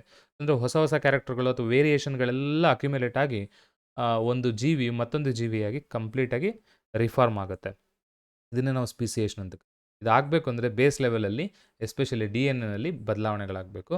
ಅದು ಜರ್ಮ್ ಸೆಲ್ಸಲ್ಲಿ ಆಗುತ್ತೆ ಅಂತ ಹೇಳಿ. So that option A actually ಸ್ಪೀಸಿಯೇಷನ್ಗೆ ಸಹಾಯ ಮಾಡುತ್ತೆ. ಹಾಗಾದರೆ ಒಂದಕ್ಕಿಂತ ಹೆಚ್ಚು ಆಪ್ಷನ್ಸ್ ಇದೆ ಅಂತ ಕೊಟ್ಟಿದ್ದಾರೆ ಇಲ್ಲಿ. ನೋಡೋಣ ಇನ್ಯಾವುದೇ ಸರಿ ಇದೆ ಅಂತ. Chromosome number changes in the gamete. Okay, so ಗ್ಯಾಮೆಟಲ್ಲಿ ಕ್ರೋಮೋಸೋಮ್ ನಂಬರ್ ಏನಾದರೂ ಚೇಂಜ್ ಆದರೆ ಸ್ಪೀಸಿಯೇಷನ್ ಆಗುತ್ತಾ ಅಂತ? ಹೌದು, ಕ್ರೋಮೋಸೋಮ್ ನಂಬರ್ ಚೇಂಜ್ ಆದರೆ ಅಂದರೆ ಹೊಸ ಸ್ಪೀಸೀಸ್ ಅಂದರೆ ನಂಬರ್ ಆಫ್ ಕ್ರೋಮೋಸೋಮ್ಸ್ ವೇರಿ ಆಗೋದ್ರಲ್ಲಿ ಸಂದೇಹನೇ ಇಲ್ಲ. Okay, number of chromosome change ಆದರೆ ನ್ಯೂ ಸ್ಪೀಸೀಸ್ ಕ್ರಿಯೇಟ್ ಆಗಿದೆ ಅಂತಲೇ ಅರ್ಥ. Next, there is no change in the genetic material. Genetic ಮೆಟೀರಿಯಲಲ್ಲಿ ಚೇಂಜ್ ಆಗಲ್ಲ ಅಂತಂದರೆ ಸ್ಪೀಸಿಯೇಷನ್ ಆಗೋಕ್ಕೆ ಸಾಧ್ಯನೇ ಇಲ್ಲ, ಎಕ್ಸಾಕ್ಟ್ ಕಾಪೀಸ್ ಸೃಷ್ಟಿ ಆಗ್ತದೆ. Mating does not takes place. Mating ಆಗಿಲ್ಲ ಅಂತಂದರೆ ಇನ್ನು ಆಫ್ಸ್ಪ್ರಿಂಗ್ಸೇ ಬರಲ್ಲ. ಆಫ್ಸ್ಪ್ರಿಂಗ್ಸ್ ಬರಲ್ಲ ಅಂದರೆ ನ್ಯೂ ಸ್ಪೀಸೀಸ್ ಆಗೋ ಚಾನ್ಸಸ್ಸೇ ಇಲ್ಲ. ಸೊ ಹಾಗಾದರೆ ಆಪ್ಷನ್ 1 ಆ್ಯಂಡ್ 2 ಈ ಕ್ವಶನಿಗೆ ರೈಟ್ ಆನ್ಸರ್ ಆಗ್ತದೆ. 1 ಆ್ಯಂಡ್ 2 ಸಪೋರ್ಟ್ ಮಾಡುವಂಥ ಆಪ್ಷನ್ ಯಾವ್ದು ನೋಡಿ ಇಲ್ಲಿ, option A is the right answer. Okay, so 10th question. 2 pink colored flowers on crossing resulted in 1 red, 2 pink and 1 white flower progeny. The nature of the cross will be ಅಂತ ಕೇಳಿದ್ದಾರೆ. So this is nothing but ಒಂದು monohybrid cross ಅಂತ ಹೇಳ್ತೀವಿ. ಏನು ಹೇಳಿದ್ದಾರೆ ನೋಡಿ, ಅವರು 2 pink colour ಇರುವಂಥ ಫ್ಲವರ್ಗಳಿರುವಂಥ ಪ್ಲ್ಯಾಂಟನ್ನು ಕ್ರಾಸ್ ಮಾಡಿದ್ರು. Okay, so pink coloured flowers on crossing, 2 ಫ್ಲವರ್ಗಳ ನಡುವೆ ಕ್ರಾಸಿಂಗ್ ಆಗಿದೆ. ಅದರಿಂದ ಬರುವಂತಹ ಫ್ಲವರ್ಗಳು ಏನಾಗಿದ್ದಾವೆ, ಒಂದು ರೆಡ್ ಇದೆ, ಅನದರ್ 2 ಪಿಂಕ್ ಫ್ಲವರ್ಸ್ ಇದೆ, and another one is white flower ಇದೆ. ಓಕೆ, ಸೊ 2 ಪಿಂಕ್ ಫ್ಲವರನ್ನು ಕ್ರಾಸ್ ಮಾಡಿದಾಗ 1:2:1 ರೇಷದಲ್ಲಿ ರೆಡ್ಡು, ಪಿಂಕು ಮತ್ತು ವೈಟ್ ಫ್ಲವರ್ಸ್ ಬಂದಿದೆ. ಓಕೆ, ಸಾರಿ, 1 red, 2 pink, okay, 1 white flower ಇದೆ. ಈ ಥರ ಪ್ರೋಜನಿಸ್ ಬಂದಿದೆ. ಹೀಗೆ ಪೇರೆಂಟ್ ಪ್ಲ್ಯಾಂಟನ್ನು ಕ್ರಾಸ್ ಮಾಡಿದಾಗ ಬೇರೆ ಬೇರೆ ರೀತಿಯ ಪ್ಲ್ಯಾಂಟ್ಗಳು ಬಂದಿದೆ ನೋಡಿ. ಅಂದರೆ ಪಿಂಕ್ ಕ್ರಾಸ್ ಮಾಡಿದ್ದಾವೆ, ಆ್ಯಕ್ಚುಲಿ ರೆಡ್ ಬಂದಿದೆ, ವೈಟ್ ಬಂದಿದೆ. ಸೊ ಇದರರ್ಥ ಏನು, 2 ಬೇರೆ ಬೇರೆ ಸ್ಪೀಸೀಸ್ಗಳ ನಡುವೆ, ಸಾರಿ ಒಂದೇ ಸ್ಪೀಸೀಸ್ನ 2 ಫ್ಲವರ್ಗಳ ನಡುವೆ ಕ್ರಾಸ್ ಪೊಲಿನೇಷನ್ ಆಗಿದೆ ಅಂತ ಅರ್ಥ. So that is nothing but cross fertilization. Okay, so because cross pollination ಆದ್ರೇ ಅಲ್ಲಿ, ಅಥವಾ ಕ್ರಾಸ್ ಫರ್ಟಿಲೈಸೇಷನ್ ಆದ್ರೇ ಏನಾಗುತ್ತೆ, ಬೇರೆ ಬೇರೆ ರೀತಿಯ ಪ್ಲ್ಯಾಂಟ್ಗಳು ಬರೋದಕ್ಕೆ ಸಾಧ್ಯ ಆಗುತ್ತೆ ಅಂತ option C is the right answer. ಇನ್ನು ನೆಕ್ಸ್ಟ್ ಕ್ವಶನ್ಗೆ ಹೋಗೋಣ. ಇದು ಡೈಹೈಬ್ರಿಡ್ ಕ್ರಾಸಿಗೆ ಸಂಬಂಧಿಸಿದ. That means that the cross between 2 plants which differ in 2 characters ಅಂತಲೇ ಇದೆ ಅಲ್ವಾ. ಸೊ ಇಲ್ಲೇನು ಕೇಳಿದ್ದಾರೆ ನೋಡಿ, ರೌಂಡ್ ಗ್ರೀನ್ ಸೀಡೆಡ್ ಪೀ ಪ್ಲ್ಯಾಂಟನ್ನು ರಿಂಕಲ್ಡ್ ಯೆಲ್ಲೋ ಸೀಡೆಡ್ ಪೀ ಪ್ಲ್ಯಾಂಟ್ ಜೊತೆಗೆ ಕ್ರಾಸ್ ಮಾಡಿದಾಗ ಪ್ರೊಡ್ಯೂಸ್ ಆಗುವಂಥ ಸೀಡ್ಸು ಏನಾಗಿರುತ್ತೆ F1 ಜನ್ರೇಷನಲ್ಲಿ ಅಂತ ಕೇಳಿದ್ದಾರೆ. ಅದನ್ನು ನಾವು ಕ್ರಾಸ್ ಬರ್ಕೊಳ್ತಾ ಹೋಗೋಣ. ಓಕೆ, ಸೊ ಏನಾಗುತ್ತೆ ನೋಡಿ, ಏನೇನು ಕ್ರಾಸ್ ಮಾಡ್ತಾರೆ ಅವರು, R, capital R, small y. What is this? This is round green. RR ಅಂದರೆ ಕ್ಯಾಪಿಟಲ್ R ಅಂತಂದರೆ ರೌಂಡ್ ಅಂತ, ಸ್ಮಾಲ್ ವೈ ಅಂದರೆ ಗ್ರೀನ್ ಅಂತ. ಓಕೆ, ಇದಾದಮೇಲೆ ಇನ್ನೊಂದು ಪ್ಲ್ಯಾಂಟ್ ಯಾವುದಿದೆ ನೋಡಿ ಇಲ್ಲಿ, ರಿಂಕಲ್ಡ್ ಯೆಲ್ಲೋ. ರಿಂಕಲ್ಡ್ ಯೆಲ್ಲೋಗೆ ಜಿನೋಟೈಪ್ ಏನು, small r, capital Y. So small r indicates wrinkled character. ಇನ್ನು capital Y indicates yellow seeds. Okay, so ಹಾಗಾದರೆ ಇಲ್ಲಿ ಈ 2 ಪ್ಲ್ಯಾಂಟನ್ನು ಕ್ರಾಸ್ ಮಾಡಿದಾಗ F1 ಜನ್ರೇಷನಲ್ಲಿ ಏನು ಬರುತ್ತೆ ಅಂತ, 2 ಪ್ಲ್ಯಾಂಟನ್ನು ಕ್ರಾಸ್ ಮಾಡಿದ್ರೆ ಅದು ಫ್ಲವರ್ ಕ್ರಾಸ್ ಮಾಡಿದಾಗ ಗ್ಯಾಮೆಟ್ ಪ್ರೊಡ್ಯೂಸ್ ಮಾಡ್ತದಲ್ಲ, ಆ ಗ್ಯಾಮೆಟಲ್ಲಿ ಯಾವ ಅಲೀಲ್ಸ್ ಇರುತ್ತೆ ಇದಕ್ಕೆ ಸಂಬಂಧಿಸಿದಂತೆ ಅಂತಂದರೆ, ಸೊ ಕ್ಯಾಪಿಟಲ್ ಆರ್ಗೆ ಸಂಬಂಧಿಸಿದಂತೆ 2 ಒಂದೇ ಥರ ಇರೋದ್ರಿಂದ R ಇರುತ್ತೆ ಗ್ಯಾಮೆಟಲ್ಲಿ, ಇನ್ನು ಸ್ಮಾಲ್ ವೈ ಇರುತ್ತೆ. So this is the gamete produced by round green plant. What about wrinkled yellow plant? ಒಂದು ಗ್ಯಾಮೆಟನ್ನು ಪ್ರೊಡ್ಯೂಸ್ ಮಾಡುತ್ತೆ which is having small R and capital Y. Okay, so ಇವೆರಡು ಗ್ಯಾಮೆಟ್ಸ್ ಫ್ಯೂಸ್ ಆದಾಗ zygote ಇದೆ finally development ಆಗಿ seed ಆಗುತ್ತೆ. ಈ seed ಅಂದಂಥ ಸೀಡ್ನಲ್ಲಿ ಯಾವ್ದು ಬರುತ್ತೆ ಅಂದರೆ ಕಂಬೈನ್ ಮಾಡಿ ಅವೆರಡನ್ನು. ಕ್ಯಾಪಿಟಲ್ ಆರ್ ಇದೆ, ಇಲ್ಲಿ ಏನಿದೆ ಆರ್ಗೆ ಸಂಬಂಧಪಟ್ಟಂಗೆ ಸ್ಮಾಲ್ ಆರ್ ಇದೆ, ಇಲ್ಲಿ ಕ್ಯಾಪಿಟಲ್ ವೈ ಇದೆ, ಇಲ್ಲಿ ಸ್ಮಾಲ್ ವೈ ಇದೆ. ಸೊ ಕ್ಯಾಪಿಟಲ್ ಫಸ್ಟ್ ಬರಿತೀವಿ, ಆಮೇಲೆ ಸ್ಮಾಲ್ ವೈ ಬರಿತೀವಿ. ಸೊ ಆರ್ ಮತ್ತು ವೈ ಬಂದಿದೆ. Okay, what you mean by ಇದನ್ನು ರೌಂಡು ಅಥವಾ ರಿಂಕಲ್ಡ್ ಅಂತ ಕಂಡುಹಿಡಿಯೋದು ಹೇಗೆ ನೋಡಿ. ಕ್ಯಾಪಿಟಲಲ್ಲಿದ್ದರೆ ಅದು ರೌಂಡ್ ಅಂತ ಹೇಳ್ತೀವಿ. ದಟ್ ಈಸ್ ಡಾಮಿನೆಂಟನ್ನು ನಾವು ಯಾವಾಗಲೂ ಕ್ಯಾಪಿಟಲಲ್ಲಿ ಇಂಡಿಕೇಟ್ ಮಾಡ್ತೀವಿ. ರಿಸೆಸಿವ್ ಟ್ರೇಟನ್ನು ಸ್ಮಾಲ್ ಲೆಟರ್ಸಲ್ಲಿ ಇಂಡಿಕೇಟ್ ಮಾಡ್ತೀವಿ.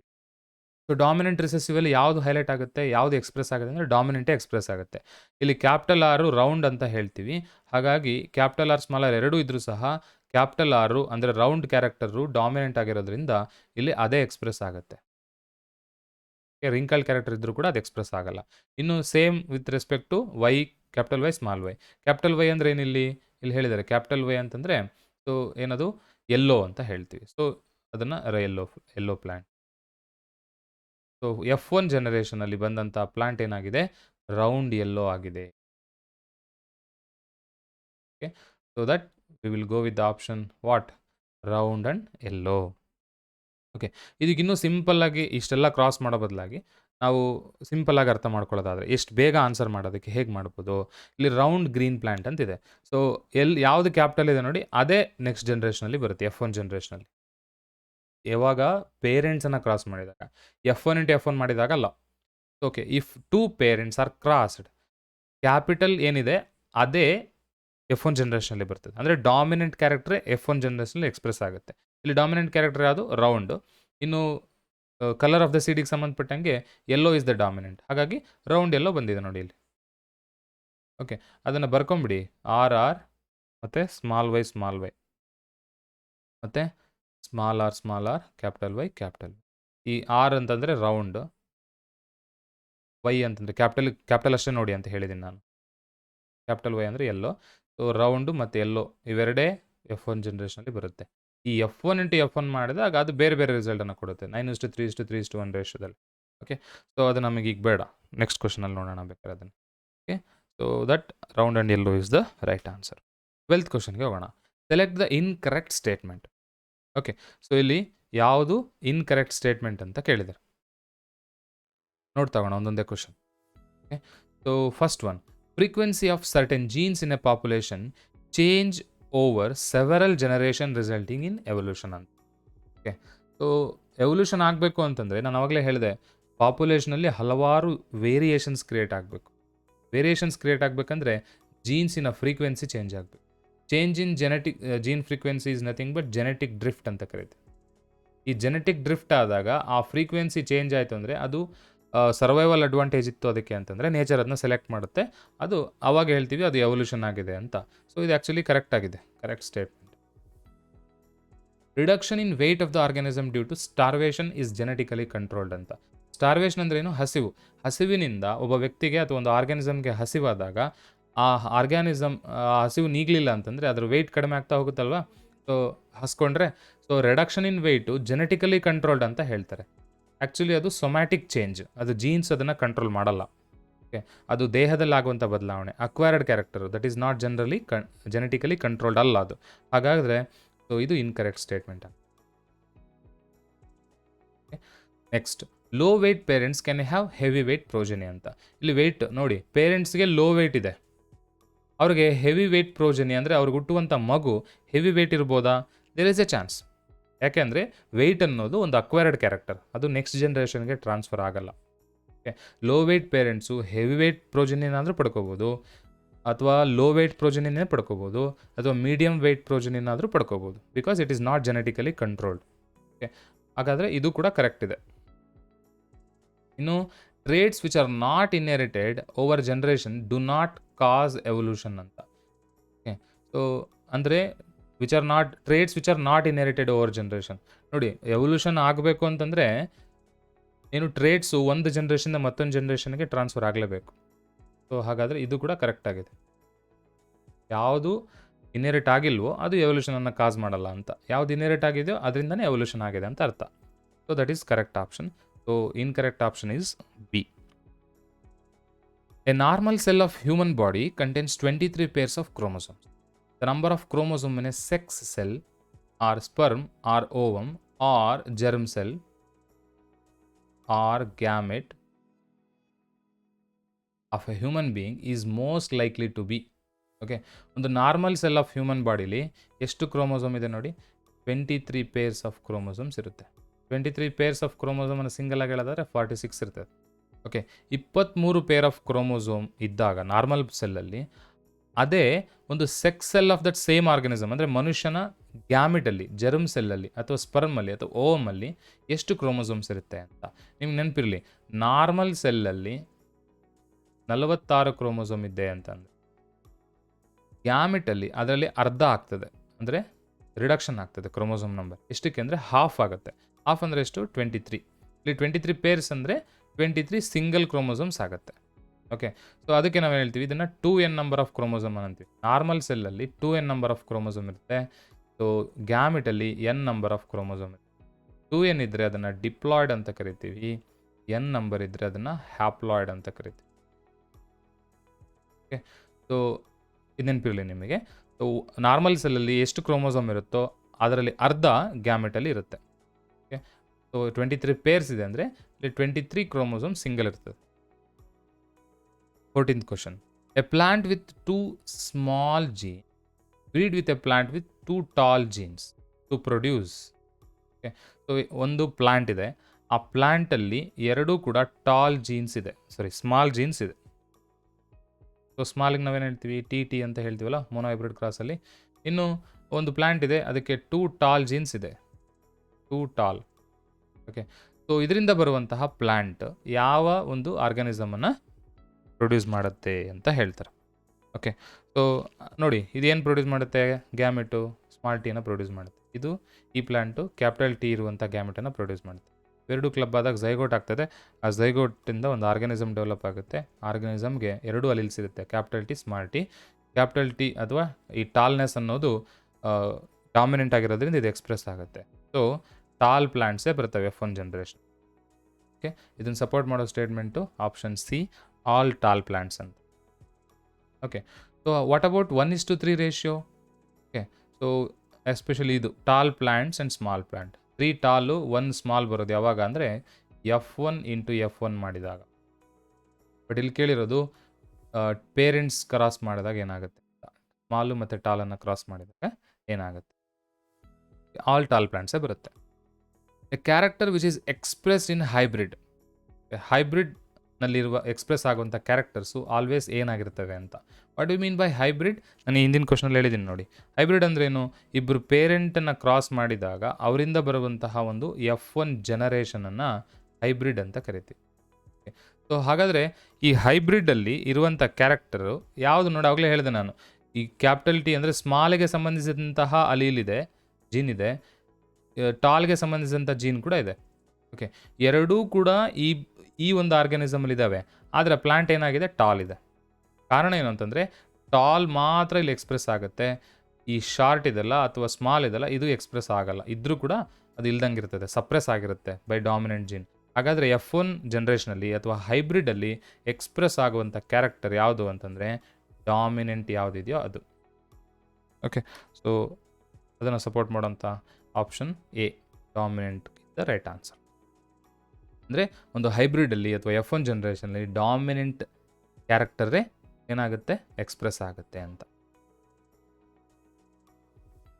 A cross between A tall plant and A short plant resulted in a progeny that were all tall plant because, ಅಂದರೆ ನಾನು ಈಗಿನ ಹೇಳಿದ್ದೀನಿ, ಈ ಟಾಲು ಮತ್ತು ಟಾಲನ್ನು ಕ್ರಾಸ್ ಮಾಡಿದಾಗ, ಟಾಲು ಮತ್ತು ಶಾರ್ಟನ್ನು ಕ್ರಾಸ್ ಮಾಡಿದಾಗ ಓಕೆ ಬರುವಂತಹ ಪ್ಲಾಂಟ್ ಏನಾಗಿದೆ?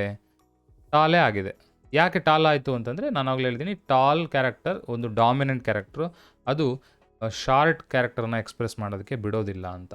ಸೊ ಅದಕ್ಕೆ ಹೇಳ್ತೀವಿ tallness is the dominant rate, so that it is expressed in F1 generation. The phenomenon by which a new set of population is formed from the change in frequency of some genes. Okay, so ಈಗಾಗಲೇ ಹೇಳಿದ್ದೀನಿ ನಾನು, the phenomenon by which a new set of population is formed. Okay, ಒಂದು ಹೊಸ ರೀತಿಯ population ಸೃಷ್ಟಿಯಾಗುವಂಥ ಪ್ರಾಸೆಸ್ಗೆ speciation ಅಂತ ಕರಿತೀವಿ ನಾವು. Species ಅಂದರೆ origin of new species. Okay, so option C is the right answer. ಇಲ್ಲಿ ಒಂದು ಸ್ವಲ್ಪ ಕನ್ಫ್ಯೂಷನ್ ಸ್ಟೇಟ್ಮೆಂಟ್ ಇದೆ. ಇದು ಇಲ್ಲಿ ಜೆನೆಟಿಕ್ ಡ್ರಿಫ್ಟಿಗೆ ಸಂಬಂಧಿಸಿದಂಥ ಒಂದು ಸ್ಟೇಟ್ಮೆಂಟ್ ಕೂಡ ಇದೆ. ಇಲ್ಲಿ ಜೆನೆಟಿಕ್ ಡ್ರಿಫ್ಟ್ ಇದೆಲ್ಲ, ಇದಕ್ಕೆ ಸಂಬಂಧಪಟ್ಟಿದ್ದೇನಿದೆ ಅಂತಂದರೆ ನೋಡಿ, ಇಲ್ಲಿ change in frequency of some genes ಅಂತ. The change in frequency of genes is nothing but genetic drift. ಆದರೆ ಪರ್ಟಿಕ್ಯುಲರಾಗಿ ಜೆನೆಟಿಕ್ ಡ್ರಿಫ್ಟ್ ಬಗ್ಗೆ ಕೇಳಿದರೆ ಇಷ್ಟೇ ಕೇಳ್ತಾ ಇದ್ರು. ಅವರೇನು ಹೇಳಿದ್ದಾರೆ, ಈ ಚೇಂಜ್ ಇನ್ ಫ್ರೀಕ್ವೆನ್ಸಿ ಆಗೋದ್ರಿಂದ ಒಂದು ನ್ಯೂ ಸೆಟ್ ಆಫ್ ಪಾಪ್ಯುಲೇಷನ್ ಬರ್ತದೆ.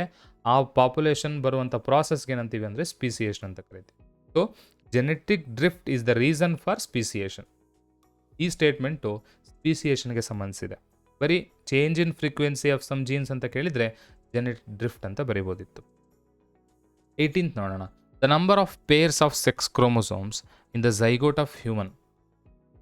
ಸೊ ಹ್ಯೂಮನ್ ಸೆಕ್ಷುವಲ್ ರಿಪ್ರೊಡಕ್ಷನಲ್ಲಿ ಝೈಗೋಟ್ ಫಾರ್ಮೇಷನ್ ಆಗುತ್ತಲ್ಲ, ಗ್ಯಾಮಿಟ್ಸ್ ಫ್ಯೂಸ್ ಆಗಿ, ಆ ಗ್ಯಾಮಿಟಲ್ಲಿ number of pairs of sex chromosomes ಅಂತಿದೆ. ಇಲ್ಲಿ ಪೇರ್ ಅನ್ನೋದು ಕೂಡ ಇಂಪಾರ್ಟೆಂಟ್. ಎಷ್ಟು ಪೇರ್ ಇರುತ್ತೆ ಅಂತ ನಾವಾಗಲೇ ಹೇಳಿದ್ದೀನಿ.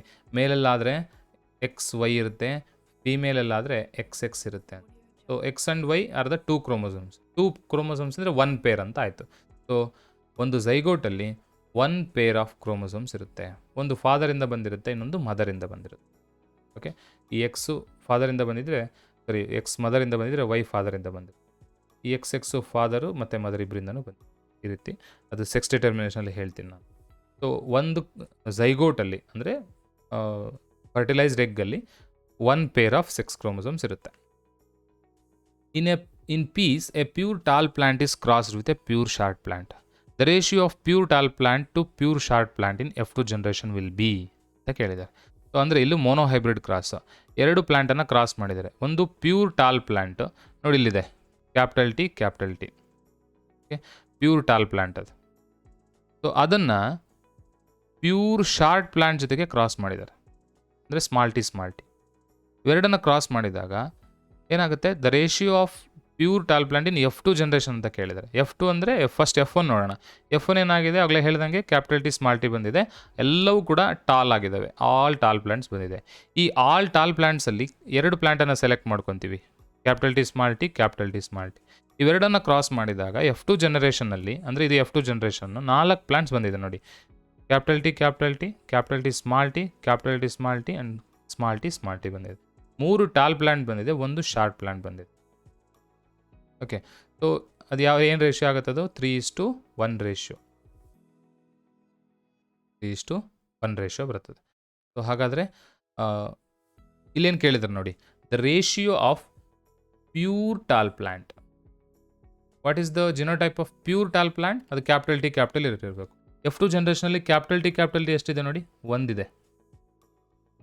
Here it is pure tall plant. ಇನ್ನೇನು ಕೇಳಿದ್ದಾರೆ, ಪ್ಯೂರ್ ಶಾರ್ಟ್ ಪ್ಲ್ಯಾಂಟ್ ಕೇಳಿದ್ದಾರೆ. ಪ್ಯೂರ್ ಶಾರ್ಟ್ ಪ್ಲ್ಯಾಂಟ್ ಅಂದರೆ 2 ಸ್ಮಾಲ್ ಇರಬೇಕು, ಸ್ಮಾಲ್ ಟಿ ಇರೋದು ಎಷ್ಟಿದೆ ನೋಡಿ, 1 ಇದೆ. ಓಕೆ, ಸೊ ಇದು ಒಂದಿದೆ, ಇದು ಒಂದಿದೆ. ಸೊ ಹಾಗಾದರೆ ರೇಷಿಯೋ ಏನಾಯಿತು, 1:1 ಆಯಿತು. So that pure tall plant, pure short plant in ratio 1:1. Option C is the right answer. A trait in an organism is influenced by. ಒಂದು ಜೀವಿಯಲ್ಲಿ ಒಂದು ಟ್ರೇಟು ಯಾವುದರಿಂದ ಇನ್ಫ್ಲುಯೆನ್ಸ್ ಆಗುತ್ತೆ, ಹೇಗೆ ಕ್ರಿಯೇಟ್ ಆಗುತ್ತೆ ಅಂತ. ಓಕೆ, ಸೊ ಒಂದು ಟ್ರೇಟ್ ಬರಬೇಕು ಅಂದರೆ ನೋಡಿ, ಒಂದು ಆರ್ಗ್ಯಾನಿಸಮ್ ಬರಬೇಕು ಅಂದರೆ ಸೆಕ್ಷುವಲ್ ರಿಪ್ರೊಡಕ್ಷನಿಂದ ಬಂದರೆ 2 ಪೇರೆಂಟ್ಸಿಂದ ಬರ್ತದೆ. ಅಂದರೆ ಇಬ್ಬರ DNA ಮಿಕ್ಸ್ ಆದರೆ ಮಾತ್ರ ಒಂದು ಟ್ರೇಟ್ ಬರುತ್ತೆ ಅಂತ. ಯಾಕಂದರೆ ಕ್ರೋಮೋಸೋಮ್ ನಂಬರ್ ಹಾಫ್ ಆಗುತ್ತಲ್ಲ, 23 ಸೆಟ್ಸ್ ಆಫ್ ಕ್ರೋಮೋಸೋಮ್ಸಲ್ಲಿ ಸಿಮಿಲರ್ ಟೈಪ್ ಆಫ್ ಕ್ರೋಮೋಸೋಮ್ಸ್ ಒಂದು ಸೆಟ್ ಇದ್ದರೆ ಒಂದೊಂದು, ಅಂಥ 23 ಕ್ರೋಮೋಸೋಮಲ್ಲಿ ಪೇರ್ಸಲ್ಲಿ ಒಂದೊಂದು ಕ್ರೋಮೋಸೋಮ್, ಪ್ರತಿ ಪೇರಲ್ಲಿ ಒಂದು ಕ್ರೋಮೋಸೋಮ್ ಹೊರಗಡೆ ಬರುತ್ತೆ. ಸೊ ಹಾಗಾದಾಗ ಅರ್ಧ ಕ್ರೋಮೋಸೋಮ್ಸ್ ಆಗಿಬಿಡ್ತವೆ. ಇನ್ನರ್ಧ ಕ್ರೋಮೋಸೋಮ್ ಪೇರೆಂಟ್ಸಿಂದ, ಅಂದರೆ ಇನ್ನೊಂದು ಪೇರೆಂಟಿಂದ ಬರ್ತದೆ, ಫಾದರಿಂದ ಮತ್ತು ಮದರಿಂದ. ಇವರಿಬ್ಬರಿಂದನೂ ಬರುವ DNA ಒಂದು ಟ್ರೇಟ್ ನಮಗೆ ಬರುತ್ತೆ ಅಂತ ಆಫ್ಸ್ಪ್ರಿಂಗ್ಸಿಗೆ. ಸೊ ಹಾಗಾದರೆ option C is the right answer. Both maternal and paternal DNA ಅಂತ ಹೇಳ್ತೀವಿ. So what you mean by maternal and paternal? Maternal DNA ಅಂತಂದರೆ the DNA of mother. Maternal ಅಂದರೆ ಮದರ್ ಅಂತ. ಹೇಗೆ ನೆನ್ಪಿಟ್ಕೋಬೇಕು? Maternal starts with M and mother starts with M. So maternal means mother, ಇನ್ನೊಂದು paternal obviously father ಆಗಿರುತ್ತೆ. Father, ಮದರಿಂದ ಒಂದು DNA, copy of DNA, and ಫಾದರಿಂದ ಒಂದು ಕಾಪಿ ಆಫ್ DNA, ಎರಡು ಸೇರಿದರೆ ಗ್ಯಾಮಿಟ್ಗಳ ರೂಪದಲ್ಲಿ ಬಂದು ಅದು ಝೈಗೋಟ್ ಆಗುತ್ತೆ. ಈ ಝೈಗೋಟಲ್ಲಿ ಟ್ರೇಟಿಗೆ ಸಂಬಂಧಿಸಿದಂತೆ 2 ಕ್ರೋಮೋಸೋಮ್ಗಳು, 2 DNAಗಳು ಇರುತ್ತೆ. So both maternal and paternal DNAಯಿಂದ ಒಂದು ಟ್ರೇಟು ಇನ್ಫ್ಲೂಯೆನ್ಸ್ ಆಗಿರುತ್ತೆ. ಓಕೆ, ಸೊ ನಮಗೊಂದು ಕ್ಯಾರೆಕ್ಟರ್ ಇದೆ ಅಂದರೆ ಅದು ಬೋತ್ ದ ಪೇರೆಂಟ್ಸಿಂದ ಬಂದಿರುವಂಥ DNA ಆಗಿರುತ್ತೆ ಅಂತ. 21st question. The sex of A child is determined by which of the following? Okay, so ಒಂದು ಜೀವಿಯಲ್ಲಿ ಸೆಕ್ಸ್ ಅನ್ನೋದು ಅಥವಾ ಜೆಂಡರ್ ಅನ್ನೋದು ಮೇಲ್ ಫಿಮೇಲ್ ಅನ್ನೋದು ಹೇಗೆ ಡಿಸೈಡ್ ಆಗುತ್ತೆ ಅಂತ. Okay, so the length of the mother's pregnancy, ತಾಯಿ ಎಷ್ಟು ತಿಂಗಳು ಮಗುವನ್ನು ಗರ್ಭದಲ್ಲಿ ಇಟ್ಕೊಂಡ್ಲು ಅನ್ನೋದ್ರ ಮೇಲೆ ಮಗು ಒಳಗಡೆ ಇರುವ ಮಗು ಮೇಲ ಫಿಮೇಲ ಅಂತ ಡಿಸೈಡ್ ಆಗುತ್ತಾ? ಇಲ್ಲ, it is not decided by the length of the pregnancy. Next ಎರಡನೇದು ಹೇಳ್ತಾರೆ ನೋಡಿ, ಇದು ರಾಂಗ್ ಅಲ್ವಾ? The length of time between ovulation and copulation, ಅಂದರೆ ಎಗ್ ಪ್ರೊಡಕ್ಷನ್ನು ಮತ್ತು ಸೆಕ್ಷುವಲ್ ರಿಪ್ರೊಡಕ್ಷನ್ ನಡುವೆ ಇರುವಂಥ ಲೆಂತ್ ಆಫ್ ಟೈಮು ಸೆಕ್ಸನ್ನು ಡಿಸೈಡ್ ಮಾಡುತ್ತೆ ಅಂತ. ಇದು ಕೂಡ ರಾಂಗ್, ಯಾಕಂದರೆ ಅಲ್ಲಿ ಅದಕ್ಕೆ ಸಂಬಂಧನೇ ಇಲ್ಲ. The presence of N X chromosome in N ovum, okay, ಒಂದು ಎಗ್ಗಲ್ಲಿ ಎಕ್ಸ್ ಕ್ರೋಮೋಸೋಮು ಸೆಕ್ಸನ್ನು ಡಿಸೈಡ್ ಮಾಡುತ್ತೆ ಅಂತ. ಓಕೆ, ಆ್ಯಕ್ಚುಲಿ ಈ ಪಿಕ್ಚರನ್ನು ನಾವು ಅಬ್ಸರ್ವ್ ಮಾಡೋಣ ನೋಡಿ. ಇಲ್ಲಿ ಮೇಲಲ್ಲಿ 2 ಕ್ರೋಮೋಸೋಮ್ಸ್ ಇರ್ತದೆ, ಒಂದು sex chromosome X and Y. ಫಿಮೇಲಲ್ಲಿ 2 ಎಕ್ಸೇ ಇರುತ್ತೆ. ಓಕೆ, ಸೊ ಕಾಪುಲೇಷನ್ ಆದಾಗ ಈ ಗ್ಯಾಮಿಟಲ್ಲಿ ಬೇರೆ ಬೇರೆ ರೀತಿ 2 ರೀತಿ ಸ್ಪರ್ಮನ್ನು ಪ್ರೊಡ್ಯೂಸ್ ಮಾಡೋದು ಮೇಲ್ ಮಾತ್ರ. ಒಂದರಲ್ಲಿ ಎಕ್ಸ್ ಇರುತ್ತೆ, ಇನ್ನೊಂದರಲ್ಲಿ ವೈ ಇರುತ್ತೆ. ಆದರೆ ಫೀಮೇಲ್ ಮಾತ್ರ ಒಂದೇ ರೀತಿ ಎಗ್ಗನ್ನು ಪ್ರೊಡ್ಯೂಸ್ ಮಾಡ್ತಾರೆ, the egg with X chromosome ಅಷ್ಟೇ. Okay, so the gender is decided by the chromosome present in the sperm actually. Okay, ಒಂದು ವೇಳೆ ಎಕ್ಸ್ ಕ್ರೋಮೋಸೋಮ್ ಇರುವಂತಹ ಎಗ್ ವೈ ಕ್ರೋಮೋಸೋಮ್ ಇರುವಂತಹ ಸ್ಪರ್ಮ್ ಜೊತೆಗೆ ಫ್ಯೂಸ್ ಆದರೆ ಬರುವಂಥ ಜೀವಿ XY ಆಗಿರುತ್ತೆ. XY ಇಂಡಿಕೇಟ್ಸ್ ಮೇಲ್. ಓಕೆ, ಒಂದು ವೇಳೆ ಎಕ್ಸ್ ಕ್ರೋಮೋಸೋಮ್ ಇರುವಂಥ ಸ್ಪರ್ಮು ಎಕ್ಸ್ ಕ್ರೋಮೋಸೋಮ್ ಇರುವಂತಹ ಓಮ್ ಜೊತೆಗೆ ಫ್ಯೂಸ್ ಆದರೆ ಬರುವಂಥ ಜೀವಿ XX ಆಗಿರುತ್ತೆ, ಅಂದರೆ ಫೀಮೇಲ್ ಆಗಿರುತ್ತೆ. ಸೊ ಅಂದರೆ ಸ್ಪರ್ಮಲ್ಲಿ ಯಾವ ಕ್ರೋಮೋಸೋಮ್ ಇದೆ ಅನ್ನೋದ್ರ ಮೇಲೆ ಆ ಒಂದು ಜೀವಿಯ ಸೆಕ್ಸ್ ಡಿಸೈಡ್ ಆಗುತ್ತೆ, ಎಸ್ಪೆಷಲಿ ಹ್ಯೂಮನ್ ಬೀಯಿಂಗ್ಸಲ್ಲಿ. ಓಕೆ, ಸೊ ಹಾಗಾದರೆ the right option is the presence of Y chromosome in sperm. Okay, so ಹಾಗಾದರೆ ಆದರೆ ಸೊಸೈಟಿಲಿ ಏನು ಮಾಡ್ತಾರೆ ನೋಡಿ, ಹೆಣ್ಮಕ್ಳಾದ್ರು ಅಂತೇಳಿ ಹೆಣ್ಮಕ್ಳಿಗೆ ಬೈತಾರೆ, ತಾಯಿಗೆ ಬೈತಾರೆ, ನೀನು ಹೆಣ್ಣೆತ್ಬಿಟ್ಟೆ ಅಂತ. But actually the one who decides the sex of the child is the male parent ಅಥವಾ ಫಾದರ್ ಅಂತ ಏನು ಹೇಳ್ತೀವಿ ಅವರು. ಸೊ ಹಾಗಾಗಿ option D is the right answer. 22nd question. A zygote which has inherited from X chromosome from the father will develop into, ತಂದೆಯಿಂದ X ಕ್ರೋಮೋಸೋಮನ್ನು ಪಡೆದುಕೊಂಡಿರುವಂತಹ zygote ಏನಾಗಿ ಡೆವಲಪ್ ಆಗುತ್ತೆ ಅಂತ ನೋಡಿ. ತಂದೆಯಿಂದ ಎಕ್ಸ್ ಕ್ರೋಮೋಸೋಮ್ ಪಡ್ಕೊಂಡಿದ್ರೆ ತಾಯಿಯಿಂದ ಆಬ್ವಿಯಸ್ಲಿ ಎಕ್ಸ್ ಅಷ್ಟೇ ಸಿಗುತ್ತೆ. ಸೊ ಎಕ್ಸ್ ಕಂಬೈನ್ ಆದರೆ ಏನಾಗುತ್ತೆ, ಝೈಗೋಟಲ್ಲಿ 2 ಎಕ್ಸ್ಗಳಿರುತ್ತೆ. ಸೊ 2 ಎಕ್ಸ್ಗಳೇ ಇದ್ದರೆ ಅದೇನನ್ನು ಇಂಡಿಕೇಟ್ ಮಾಡುತ್ತೆ, ಫೀಮೇಲನ್ನು ಇಂಡಿಕೇಟ್ ಮಾಡುತ್ತೆ. ಸೊ ಅಂದರೆ ಬೇಬಿ ಗರ್ಲ್ ಬರುತ್ತೆ, ಆ ಝೈಗೋಟು ಮುಂದೆ ಬೇಬಿ ಗರ್ಲ್ ಆಗಿ ಡೆವಲಪ್ ಆಗ್ತದೆ. 23rd question. The human species has genetic roots in. Okay, so ಮನುಷ್ಯರಲ್ಲಿ ಜೆನೆಟಿಕ್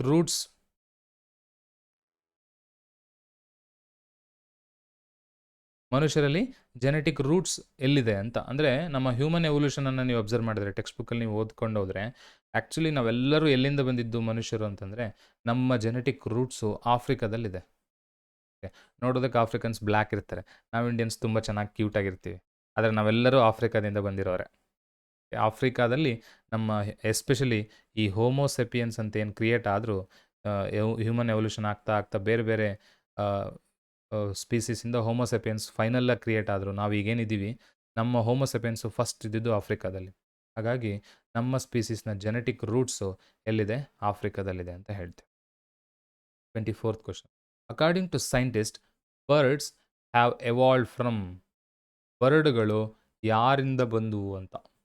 ಓಕೆ, ಎವಲ್ಯೂಷನರಿ ರಿಲೇಷನ್ಶಿಪ್ಪನ್ನು ನಾವು ಅಧ್ಯಯನ ಮಾಡ್ತಾ ಹೋದರೆ ಫಾಸಿಲ್ ಎವಿಡೆನ್ಸ್ಗಳ ಮೂಲಕ ನಮಗೆ ಪ್ರೂವ್ ಆಗೋದೇನು ಅಂದರೆ ರೆಪ್ಟೈಲ್ಸಿಂದ ಬರ್ಡ್ಸ್ ಬಂದವು. ಓಕೆ, ಈ ಹೇಗೆ ಬಂದು ಅನ್ನೋದನ್ನು ನೆಕ್ಸ್ಟ್ ಒಂದು ಕ್ವಶನ್ ಇದೆ, ಅವಾಗ ಎಕ್ಸ್ಪ್ಲೇನ್ ಮಾಡ್ತೀನಿ. ಸೊ ರೆಪ್ಟೈಲ್ಸಿಂದ ಬರ್ಡ್ಸು ಎವಾಲ್ವ್ ಆಗಿದ್ದಾವೆ ಅಂತ ಹೇಳ್ತೀವಿ. ಇದಕ್ಕೆ ಫಾಸಿಲ್ಲು ಒಂದು ಎವಿಡೆನ್ಸ್ ಆಗಿ ನಮಗೆ ಸಿಗುತ್ತೆ. 25th ಕ್ವಶನ್ ಹೋಗೋಣ. The organs which perform different functions but have the same basic structure.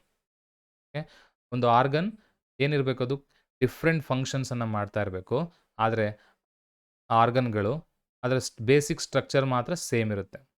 Okay, structure same ಇದ್ದು ಡಿಫ್ರೆಂಟ್ ಫಂಕ್ಷನ್ಸ್ ಇದ್ದರೆ ಅಂತಹ ಆರ್ಗನ್ನನ್ನು ನಾವೇನು ಹೇಳ್ತೀವಿ, ಹೋಮೋಲಾಗಸ್ ಆರ್ಗನ್ಸ್ ಅಂತ ಹೇಳ್ತೀವಿ ಅಲ್ವಾ. It is as simple as that. ಒಂದು ಡೆಫಿನೇಷನ್ ಅಷ್ಟೇ ಇಲ್ಲಿ ಇರೋದು. ಓಕೆ, ಸೊ ಇಲ್ಲೇ ಮತ್ತೆ ಇನ್ನೊಂದು ಕ್ವಶನ್ ಫ್ರೇಮ್ ಮಾಡ್ಬೋದು ನೋಡಿ. ಏನು? The organs which perform same function,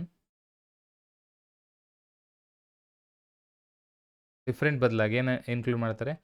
same function and different structure.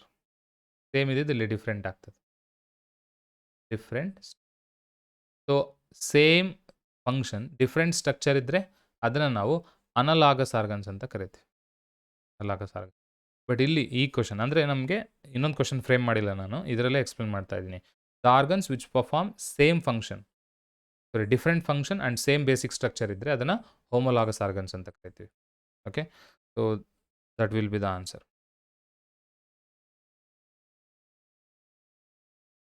Next ಕ್ವಶನ್ಗೆ ಹೋಗೋಣ. Number of the question is 26th. Which of the following is a recessive trait in garden pea? Garden pea ಪ್ಲ್ಯಾಂಟಲ್ಲಿ recessive trait ಯಾವುದು ಅಂತ. ಯಾವುದನ್ನ recessive trait ಅಂತೀವಿ? The trait which cannot be expressed in the presence of dominant. ಇನ್ನೊಂದು trait ಇದ್ದಾಗ ತಾನು express ಆಗಿಲ್ಲ ಅಂತಂದರೆ ಅದನ್ನು ನಾವೇನಂತೀವಿ? ರೆಸೆಸಿವ್ ಅಂತ. The trait which expresses itself in the presence of the recessive trait is called dominant trait ಅಂತೀವಿ. Okay, so ಆದರೆ ಕ್ಯಾಪಿಟಲ್ ಲೆಟರ್ಸಲ್ಲಿ ಇಂಡಿಕೇಟ್ ಮಾಡ್ತೀವಿ ಆ ಕ್ಯಾರೆಕ್ಟರ್. ಹಾಗಾದರೆ ಯಾವುದು ಡಾಮಿನೆಂಟ್? ರಿಸೆಸಿವನ್ನು ನಾವು small ಲೆಟರ್ಸಲ್ಲಿ, for example tall short ಅಂತ ತೊಗೊಂಡ್ರೆ small T small, capital T capital T ಅಂತ. ಸೊ ಕ್ಯಾಪಿಟಲ್ ಟಿ ಅಂದರೆ ಏನು? ಟಾಲ್. ಸೊ ಯಾಕೆ ಕ್ಯಾಪಿಟಲಲ್ಲಿ? ಅದು ಡಾಮಿನೆಂಟ್. ಸ್ಮಾಲ್ ಟಿ ಅಂದರೆ ಏನು? ಶಾರ್ಟ್ ಅಂತ ಹೇಳ್ತೀವಿ. ಯಾಕೆ? ಅದು ರಿಸೆಸಿವ್ ಆಗಿದೆ, ಹಾಗಾಗಿ ಸ್ಮಾಲಲ್ಲಿ ತೋರಿಸ್ತೀವಿ. ಸೊ ಹಾಗಾದರೆ ಇದರಲ್ಲಿ ಗಾರ್ಡನ್ ಪೀ ಪ್ಲಾಂಟಿಗೆ ಸಂಬಂಧಪಟ್ಟ ಇದರಲ್ಲಿ ಯಾವುದು ರಿಸೆಸಿವ್ ಟ್ರೇಟ್ ಅಂತ ನೋಡಿ. Tall stem is a dominant character ಅಂತ ಹೇಳಿದ್ದೀನಿ. ಶಾರ್ಟ್ ಇದು ರಿಸೆಸಿವ್ ಅಂತ. So option B is the right answer. ಇನ್ನು ರೌಂಡ್ ಸೀಡ್ಸಿಗೆ ಹೋದರೆ ಇದನ್ನು ಕ್ಯಾಪಿಟಲ್ ಆರ್ ಎಂದು ಇಂಡಿಕೇಟ್ ಮಾಡ್ತೀವಿ. ಕ್ಯಾಪಿಟಲ್ ಇದೆ ಅಂತ ಅದು ಡಾಮಿನೆಂಟ್. ಎಲ್ಲೋನ ಹೇಗೆ ಇಂಡಿಕೇಟ್ ಮಾಡ್ತೀವಿ? ಡೈಹೈಬ್ರಿಡ್ ಕ್ರಾಸಲ್ಲಿ ಹೇಳಿದ್ನಲ್ಲ ಈ ಹಿಂದಿನ ಕ್ವಶನಲ್ಲಿ, ಕ್ಯಾಪಿಟಲ್ ವೈ ಹೇಳ್ತೀವಿ. So that it is dominant. The only recessive trait here is short stem. Okay, so 27th ಕ್ವಶನ್ಗೆ ಹೋಗೋಣ. Wings of an insect. Wings of ಅನ್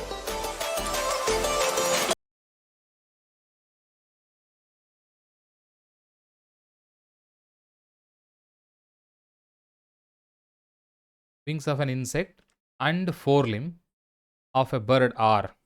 ಒಂದು ಇನ್ಸೆಕ್ಟ್ನಲ್ಲಿರುವಂತಹ ವಿಂಗ್ಸ್ ಎರಡಿದೆ ನೋಡಿ ಇಲ್ಲಿ.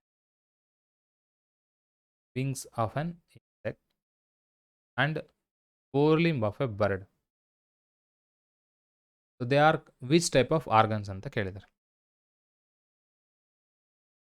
So actually wings of an insect in function ಏನು? ಇನ್ಸೆಕ್ಟಲ್ಲಿ wings ಏನಕ್ಕೆ help ಮಾಡುತ್ತೆ? ಫ್ಲೈಟಿಗೆ ಹೆಲ್ಪ್ ಮಾಡುತ್ತೆ, ಅಂದರೆ ಹಾರೋದಕ್ಕೆ ಹೆಲ್ಪ್ ಮಾಡುತ್ತೆ. So 4 limbs of bird are nothing but wings. ಅದು ಕೂಡ ವಿಂಗ್ಸೇ. 4 limbs of bird, 4 limbs of bird. Okay, ಅದು ಏನಕ್ಕೆ ಹೆಲ್ಪ್ ಮಾಡ್ತದೆ? ಫ್ಲೈಟಿಗೆ. ಓಕೆ, ಅಂದರೆ ಇವೆರಡು ಆರ್ಗನಲ್ಲಿ ಫಂಕ್ಷನ್ ಸೇಮ್ ಆಯಿತು. ಎರಡು ಏನಕ್ಕೆ ಹೆಲ್ಪ್ ಆಗ್ತದೆ? ಫ್ಲೈಟಿಗೆ, ಹಾಗಾಗಿ ಫಂಕ್ಷನ್ ಸೇಮ್. ಆದರೆ ವಿಂಗ್ ಆಫ್ ಎನ್ ಇನ್ಸೆಕ್ಟ್ ಹೇಗಿದೆ ನೋಡಿ. It is just made up of chitin. Chitin ಅನ್ನೋಂಥ ಒಂದು ಮೆಟೀರಿಯಲಿಂದ ಮಾಡಿದೆ. ತುಂಬ ಸಾಫ್ಟ್ ಇರುತ್ತೆ, ಮುಟ್ಟಿದ ತಕ್ಷಣ ಅದು ಪುಡಿ ಆಗಿಬಿಡ್ತದೆ, ಅಷ್ಟು ಸಾಫ್ಟ್, ಅದು ಅಷ್ಟು ಬ್ರಿಟಲ್ ಆ್ಯಂಡ್ ಸಾಫ್ಟ್ ಇರ್ತದೆ. So what about 4 limb of a bird? It is made up of feathers. Okay, so ಫೆದರ್ಸಿಂದಾಗಿರುತ್ತೆ. ಅಂದರೆ structure is completely different. Structure different ಆಗಿದ್ದು ಫಂಕ್ಷನ್ ಸೇಮ್ ಆಗಿದ್ದರೆ, ಓಕೆ, ಸೊ ಅಂತಹ ಆರ್ಗನ್ಸನ್ನು ಏನಂತ ಕರಿತೀವಿ ನಾವು? ಅನಲಾಗಸ್ ಆರ್ಗನ್ಸ್ ಅಂತ ಕರಿತೀವಿ. You should analyse like this, analogous organ. ಇಲ್ಲಿ ಬೇರೆ ಎಕ್ಸಾಂಪಲ್ ಕೊಟ್ಟು ಹೋಮೋಲಾಗಸ್ ಕೇಳ್ಬೋದು. ಓಕೆ, ಸೊ ಎರಡೂ ಥರದ ಆರ್ಗನ್ಗಳಿಗೆ ಎಕ್ಸಾಂಪಲ್ಸನ್ನು ಒಂದು ಕಡೆ ಲಿಸ್ಟ್ ಮಾಡ್ಕೊಂಡು ಇಟ್ಕೊಳ್ಳಿ. 28th ಕ್ವಶನ್ಗೆ ಹೋಗೋಣ. The presence of which of the following types of organs in two animals indicate that they are not derived from a common ancestor? Okay. So ಇಲ್ಲಿ ಕಾಮನ್ ಆನ್ಸೆಸ್ಟರಿಂದ ಬಂದಿಲ್ಲ ಅನ್ನುವಂತಹ ಆಸ್ಪೆಕ್ಟನ್ನು ಹೇಳುವಂತಹ ಟೈಪ್ ಆಫ್ ಆರ್ಗನ್ಸ್ ಯಾವುದು ಅಂತ ಹೇಳ್ತಾರೆ. ಓಕೆ, ಸೊ ಒಂದು ವೇಳೆ ಅವು ಅನಲಾಗಸ್ ಆರ್ಗನ್ ಆಗಿದ್ದರೆ ಮಾತ್ರ ನಾವು ಹೇಳ್ತೀವಿ they are not derived from A common ancestor ಅಂತ. ಯಾಕೆ ಹಾಗೆ ಹೇಳ್ತೀವಿ ಅಂತಂದರೆ, ಸೊ ಹೋಮೋಲಾಗಸ್ ಆರ್ಗನ್ಸಲ್ಲಿ ನಾನು ಈಗಿನೂ ಹೇಳಿದ್ದೀನಿ, ಫಂಕ್ಷನ್ ಏನಾಗಿರುತ್ತೆ? ಡಿಫ್ರೆಂಟ್ ಆಗಿರುತ್ತೆ ಹೋಮೋಲಾಗಸ್ ಆರ್ಗನ್ಸಲ್ಲಿ. ಆದರೆ ಅದರದ್ದು ಆರಿಜಿನ್ನು ಮತ್ತು ಸ್ಟ್ರಕ್ಚರು ಸೇಮ್ ಇದೆ. ಸೇಮ್ ಸ್ಟ್ರಕ್ಚರ್ ಇದೆ ಅಂದರೆ ಸೇಮ್ ಆನ್ಸೆಸ್ಟರಿಂದ ಬಂದಿದೆ ಅಂತ. ಬಟ್ ಅನಲಾಗಸ್ ಆರ್ಗನಲ್ಲಿ ಏನಾಗಿರುತ್ತೆ? ಆಗಲೇ ಹೇಳಿದ್ದೀನಿ, ಡಿಫ್ರೆಂಟ್ ಸ್ಟ್ರಕ್ಚರ್ ಇರ್ತದೆ ಬಟ್ ಸೇಮ್ ಫಂಕ್ಷನ್ ಇರ್ತದೆ. ಸ್ಟ್ರಕ್ಚರ್ ಡಿಫ್ರೆಂಟ್ ಇದೆ ಅಂದರೆ ಅದರದ್ದು ಆನ್ಸೆಸ್ಟರ್ ಕೂಡ ಡಿಫ್ರೆಂಟ್, ಕಾಮನ್ ಆನ್ಸೆಸ್ಟರ್ ಇರೋದಿಲ್ಲ ಅಂತ. So analogous organs is the right answer. 29th question ನೋಡೋಣ. Evolution of wild cabbage is an example of. Wild cabbage ಒಂದು ಕಾನ್ಸೆಪ್ಟ್ ಬರ್ತದೆ ನಿಮಗೆ. ಮನುಷ್ಯ ಏನು ಮಾಡ್ತಾನೆ, ತಾನು ಅಗ್ರಿಕಲ್ಚರ್ ಮಾಡ್ತಾ ಮಾಡ್ತಾ ಅದನ್ನು ಪ್ರಾಕ್ಟೀಸ್ ಮಾಡ್ತಾ ಈ ಕಾಡಲ್ಲಿ ಬೆಳೆಯುವಂತಹ ಒಂದು ಕ್ಯಾಬೇಜನ್ನು ತೊಗೊಂಬಂದು ತನ್ನ ಮನೆ ಮುಂದೆ ಹಾಕ್ತಾನೆ. ತನಗೆ ಹೇಗೆ ಬೇಕೋ ಹಾಗೆ ಅದನ್ನು ಕ್ರಾಸ್ ಮಾಡಿ ಬೆಳೆಸ್ತಾ ಹೋಗ್ತಾನೆ. ಬೆಳೆಸಿ ಹೊಸ ಹೊಸ ವೆರೈಟೀಸನ್ನು ಸೃಷ್ಟಿ ಮಾಡ್ತಾನೆ. ಅದು ಬೇರೆ ಬೇರೆ ವೆರೈಟೀಸ್ ಇದೆ, ನೆಕ್ಸ್ಟ್ ಕ್ವಶನ್ ಬರ್ತದೆ ಅವಾಗ ಹೇಳ್ತೀನಿ ನಾನು. ಸೊ ಅಂದರೆ ಎವಲ್ಯೂಷನ್ ಆಫ್ ವೈಲ್ಡ್ ಕ್ಯಾಬೇಜ್ ಇದೆಲ್ಲ ಅದು ಮನುಷ್ಯ ಮಾಡ್ಕೊಂಡಿದ್ದು. ಅಂದರೆ ವೈಲ್ಡ್ ಕ್ಯಾಬೇಜು ಇವಾಗ ಇಷ್ಟು ವೆರೈಟೀಸ್ ಇದೆ, ಒಂದು 5ರಿಂದ 6 ವೆರೈಟೀಸ್ ಸಿಗುತ್ತೆ ನಮಗೆ ವೈಲ್ಡ್ ಕ್ಯಾಬೇಜಿಂದ ವೆರೈಟೀಸ್. ಅಷ್ಟು ವೆರೈಟೀಸ್ ತಾನಷ್ಟಕ್ಕೆ ತಾನೇ ವೈಲ್ಡ್ ಕ್ಯಾಬೇಜು ಏನಾಗಿದ್ದರೆ ಎವಲ್ಯೂಷನ್ ಆಗಿದ್ದರೆ ಅಷ್ಟು ವೆರೈಟೀಸ್ ಸೃಷ್ಟಿ ಆಗ್ತಿರ್ಲಿಲ್ವೇನೋ. ಆದರೆ ಮನುಷ್ಯ ತನಗೆ ಹೇಗೆ ಬೇಕೋ ಹಾಗೆ ಅದನ್ನು ಮಾಡಿಫಿಕೇಷನ್ ಮಾಡ್ಕೊಂಡಿದೆ. ಹಾಗಾಗಿ ಮನುಷ್ಯ ಮಾಡಿರೋದ್ರಿಂದ ಇದನ್ನು ನಾವು ಆರ್ಟಿಫಿಷಿಯಲ್ ಸೆಲೆಕ್ಷನ್ ಅಂತ ಕರಿತೀವಿ. ಒಂದು ವೇಳೆ ನೇಚರಲ್ಲೇ ವೈಲ್ಡ್ ಕ್ಯಾಬೇಜ್ ಎವಲ್ಯೂಷನ್ ಆಗಿದ್ದರೆ ಅದನ್ನು ನ್ಯಾಚುರಲ್ ಸೆಲೆಕ್ಷನ್ ಅಂತಿದ್ವಿ. ಆದರೆ ವೈಲ್ಡ್ ಕ್ಯಾಬೇಜ್ ಎವಲ್ಯೂಷನ್ ಆಗಿರೋದು ಮನುಷ್ಯನಿಂದ, ಹಾಗಾಗಿ ಅದನ್ನು ಆರ್ಟಿಫಿಷಿಯಲ್ ಸೆಲೆಕ್ಷನ್ ಅಂತ ಕರಿತೀವಿ. ಓಕೆ, ಸೊ 30th ಕ್ವಶನ್ ಹೋಗೋಣ. If the fossil of an organism is found in deeper layers of the earth, then we can predict that. ಅಂದರೆ ಒಂದು ಫಾಸಿಲ್ ಅಂದರೆ dead remains of hard part of animals ಅಂತ ಹೇಳ್ತೀವಿ, ಅಥವಾ ಯಾವುದೋ ಒಂದು organism. So ಆ ಫಾಸಿಲ್ಗಳು ಭೂಮಿಯ ಆಳದಲ್ಲಿದ್ದರೆ ಏನರ್ಥ ಅಂತ. ಓಕೆ, ಸೊ ಫಸ್ಟ್ ಆಪ್ಷನ್ ನೋಡಿ, the extinction of organism has occurred recently ಅಂತ. ಆರ್ಗ್ಯಾನಿಸಮ್ ರೀಸೆಂಟಾಗಿ ಎಕ್ಸ್ಟಿಂಕ್ಟ್ ಆಗಿದೆ ನೋಡಿ. ಆರ್ಗ್ಯಾನಿಸಮ್ ರೀಸೆಂಟಾಗಿ ಆಗಿದ್ರೆ ಅದು ಮೇಲಿರಬೇಕಿತ್ತು, ಡೀಪಾಗಿ ಹೋಗ್ತಾ ಇರಲಿಲ್ಲ. ಓಕೆ, ಸೊ ಹಾಗಾದರೆ ಇದು wrong option. The extinction of organism has occurred thousands of years ago, ಸಾವಿರಾರು ವರ್ಷಗಳ ಹಿಂದೆ ಆಗಿದೆ ಅಂತ. ಇದು ಕರೆಕ್ಟ್ ಆಗುತ್ತೆ ಆ್ಯಕ್ಚುಲಿ. ನೋಡಿ, ಥೌಸಂಡ್ಸ್ ಆಫ್ ಇಯರ್ಸಿಂದ ಆಗಿದ್ದರೆ ಮಾತ್ರ ಅದು ಡೀಪ್ ಆಗುತ್ತೆ. ಎಷ್ಟು ಹಳೇದು ಇರುತ್ತೋ, ಎಷ್ಟು ಡೀಪ್ ಲೇಯರ್ಸಲ್ಲಿ ಇರ್ತದೋ ಅಷ್ಟು ಹಳೇದಾಗಿರುತ್ತೆ ಅಂತ ಅದು ಅರ್ಥ. Okay, so option B is the right answer. C ಏನು ಹೇಳುತ್ತೆ ನೋಡಿ, the fossil position in the layers of earth is not related to its time of extinction ಅಂತ. ಅಂದರೆ ಫಾಸಿಲ್ ಅನ್ನೋದು ಯಾವ ಅರ್ತಿನ ಲೇಯರಲ್ಲಿದೆ ಅನ್ನೋದು ಎಕ್ಸ್ಟಿಂಕ್ಷನ್ಗೆ not related to time of extinction ಅಂತ ಹೇಳ್ತಾರೆ. ಆ್ಯಕ್ಚುಲಿ ಎಕ್ಸ್ಟಿಂಕ್ಷನ್ ಯಾವಾಗ ಆಗಿದೆ ಅಂತ ನಾವು ಹೇಳೋದೇ ಫಾಸಿಲ್ ಯಾವ ಲೇಯರಲ್ಲಿದೆ ಅಂತ ನೋಡಿ. ಹಾಗಾಗಿ ಇದು wrong option. Time of extinction cannot be determine. ಫಾಸಿಲನ್ನು ನೋಡಿ ಟೈಮ್ ಆಫ್ ಎಕ್ಸ್ಟಿಂಕ್ಷನ್ ನಾವು ಹೇಳ್ತೀವಿ ಈಸಿಯಾಗಿ, ಹಾಗಾಗಿ ಇದು ಕೂಡ wrong option. So option B is the right answer for this statement. 31st question ನೋಡಿ, fossils are the remains of. Fossils ಅಂದರೆ ಏನವು? Actually they are the remains of hard parts of life forms in rock. ಕಲ್ಲುಗಳಲ್ಲಿ ಸಾವಿರಾರು ವರ್ಷಗಳ ಹಿಂದೆ ಇದ್ದಂಥ ಜೀವಿ extinct ಆಗಬೇಕಾದ್ರೆ ಕೆಲವು ಪರ್ಟಿಕ್ಯುಲರ್ ಕಂಡೀಷನ್ಸ್ನ ಹೊಂದಿಗೆ ಆ ಹಾರ್ಡ್ ಪಾರ್ಟ್ ಏನಾದರೂ ಆ ರಾಕ್ನ ಮಧ್ಯದಲ್ಲಿ, ಸಾಯಿಲ್ ಲೇಯರ್ ಮಧ್ಯದಲ್ಲಿ ಸೇರ್ಕೊಂಡಿತ್ತು ಅಂದರೆ ಅದು ಮುಂದೆ ಫಾಸಿಲ್ ಆಗಿ ಕನ್ವರ್ಟ್ ಆಗುತ್ತೆ. ಹಾಗಾಗಿ ಹಾರ್ಡ್ ಪಾರ್ಟ್ಸ್ ಮಾತ್ರ ಅಲ್ಲಿ ಉಳ್ಕೊಳ್ತವೆ, ಅದನ್ನು ನಾವೇನು ಹೇಳ್ತೀವಿ, ಫಾಸಿಲ್ ಅಂತ ಕರಿತೀವಿ. ಇನ್ನು ಸಾಫ್ಟ್ ಪಾರ್ಟ್ಸ್ ಉಳ್ಕೊಳ್ಳೋದಿಲ್ಲ, ಯಾಕೆಂದರೆ ಅದು ಡಿಜನರೇಟ್ ಆಗುತ್ತೆ. Proteins and bones of life forms.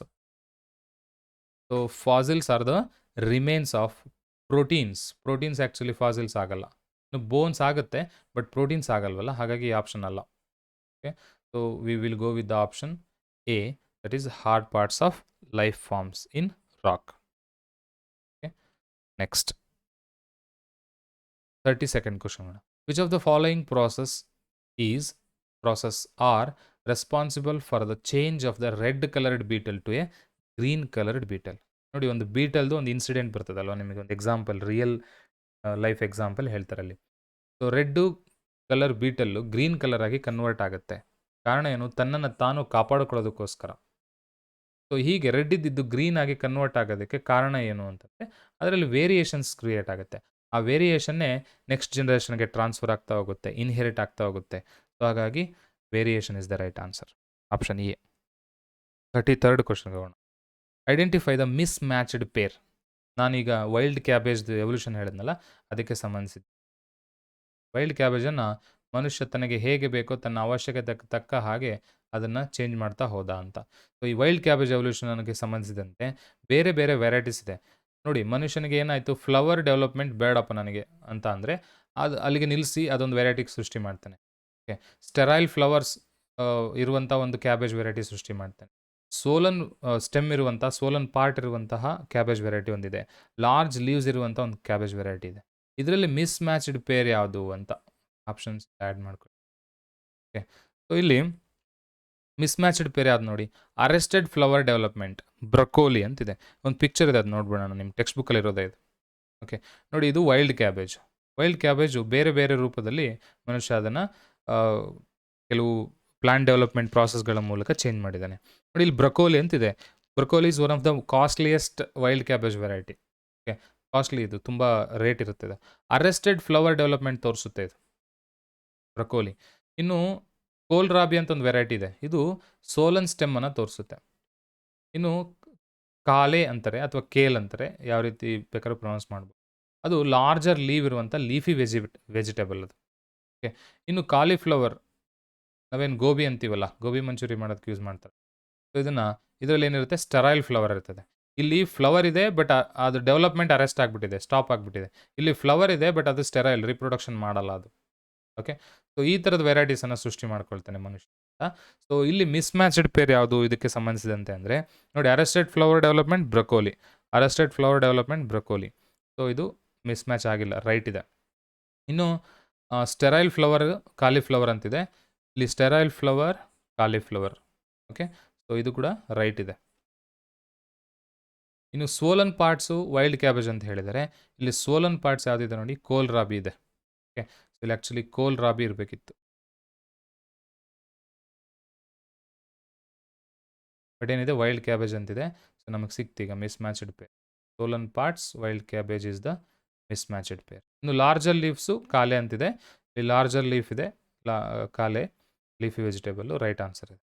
So the mismatched pair is C, option C is the right answer. 34th ಕ್ವಶನ್ಗೆ ಹೋಗೋಣ. Some dinosaurs had feathers, although they couldn't fly, but birds have feathers that help them to fly. In the context of evolution, this means that, ನಾನು ಆಗಲೇ ಹೇಳ್ದೇನೆ, birds ರೆಪ್ಟೈಲ್ಸಿಂದ ಬಂದಿದೆ ಅಂತ ಹೇಳಿದೆ ನಾನು. ಯಾಕೆ ಹಾಗೆ ಹೇಳ್ತೀವಿ ಅಂದರೆ, ಒಂದು ಫಾಸಿಲ್ ಎವಿಡೆನ್ಸ್ ಇದೆ. ಡೈನೋಸಾರ್ ಅಂತ ಒಂದು ಆರ್ಗನಿಸಮ್ ಬರ್ತದೆ. ಆ ಡೈನೋಸಾರ್ಗಳ ಸ್ಪೆಷಾಲಿಟಿ ಏನು ಅಂತಂದರೆ, ಅದಕ್ಕೆ ರೆಕ್ಕೆಗಳಿದ್ವು ಅಂತ ಹೇಳ್ತಾರೆ, ಫೆದರ್ಸ್ ಇತ್ತು, ಪುಕ್ಕಗಳಿತ್ತು. ಇದು ನಮಗೆ ಫಾಸಿಲ್ ಎವಿಡೆನ್ಸಿಂದ ಗೊತ್ತಾಗ್ತದೆ. ಓಕೆ, ಸೊ ಡೈನೋಸಾರ್ಗೆ ಏನಿತ್ತು, ಫೆದರ್ಸ್ ಇತ್ತು. ಆ್ಯಕ್ಚುಲಿ ಫೆದರ್ಸು ಬರ್ಡ್ಸಲ್ಲಿದೆ ಅಲ್ವಾ, ಆ ಬರ್ಡ್ಸಲ್ಲಿರೋ ಫೆದರ್ಸ್ ಏನಾಗುತ್ತೆ ನೋಡಿ, ಡೈನೋಸಾರಲ್ಲಿ ಫೆದರ್ಸ್ ಇದ್ದರೂ ಕೂಡ ದೇ ಕುಡ್ ನಾಟ್ ಫ್ಲೈ, ಹಾರೋದಕ್ಕೆ ಯೂಸ್ ಮಾಡ್ಕೊತಾ ಇರಲಿಲ್ಲ. ಹಾಗಾದರೆ ಈ ಫೆದರ್ಸನ್ನು ನಾವು ಏನಕ್ಕೆ ಯೂಸ್ ಮಾಡ್ಕೊಳ್ತಿದ್ವು ಅಂತಂದರೆ, ಫಾರ್ ಇನ್ಸುಲೇಷನ್ ಪರ್ಪಸ್ಗೆ ಯೂಸ್ ಮಾಡ್ಕೊಳ್ತಾ ಇತ್ತು. ಅಂದರೆ ತನ್ನ ದೇಹವನ್ನು ಬೆಚ್ಚಗಿಟ್ಕೊಳ್ಳೋದಕ್ಕೆ ಆ ಡೈನೋಸಾರ್ಗಳನ್ನ ಯೂಸ್ ಮಾಡ್ಕೊಳ್ತಿದ್ವು ಅಂತ ಒಂದು ಅನಾಲಿಸಿಸ್ ಹೇಳುತ್ತೆ. ಓಕೆ, ಬಟ್ ಬರ್ಡ್ಸಲ್ಲಿ ಕೂಡ ಏನಿದೆ, ಫೆದರ್ಸ್ ಇದೆ. ಬರ್ಡ್ಸಲ್ಲಿರೋ ಫೆದರ್ಸ್ ಏನಕ್ಕೆ ಹೆಲ್ಪ್ ಮಾಡ್ತವೆ ನೋಡಿ, ಪಕ್ಷಿಗಳು ಹಾರ್ತವಲ್ವ, they help them to fly. ನೋಡಿ, ಇಲ್ಲಿ ಫೆದರ್ಸ್ ಇದೆ, ಆದರೆ ಅದು ಫ್ಲೈಟಿಗೆ ಯೂಸ್ ಆಗ್ತಾ ಇಲ್ಲ.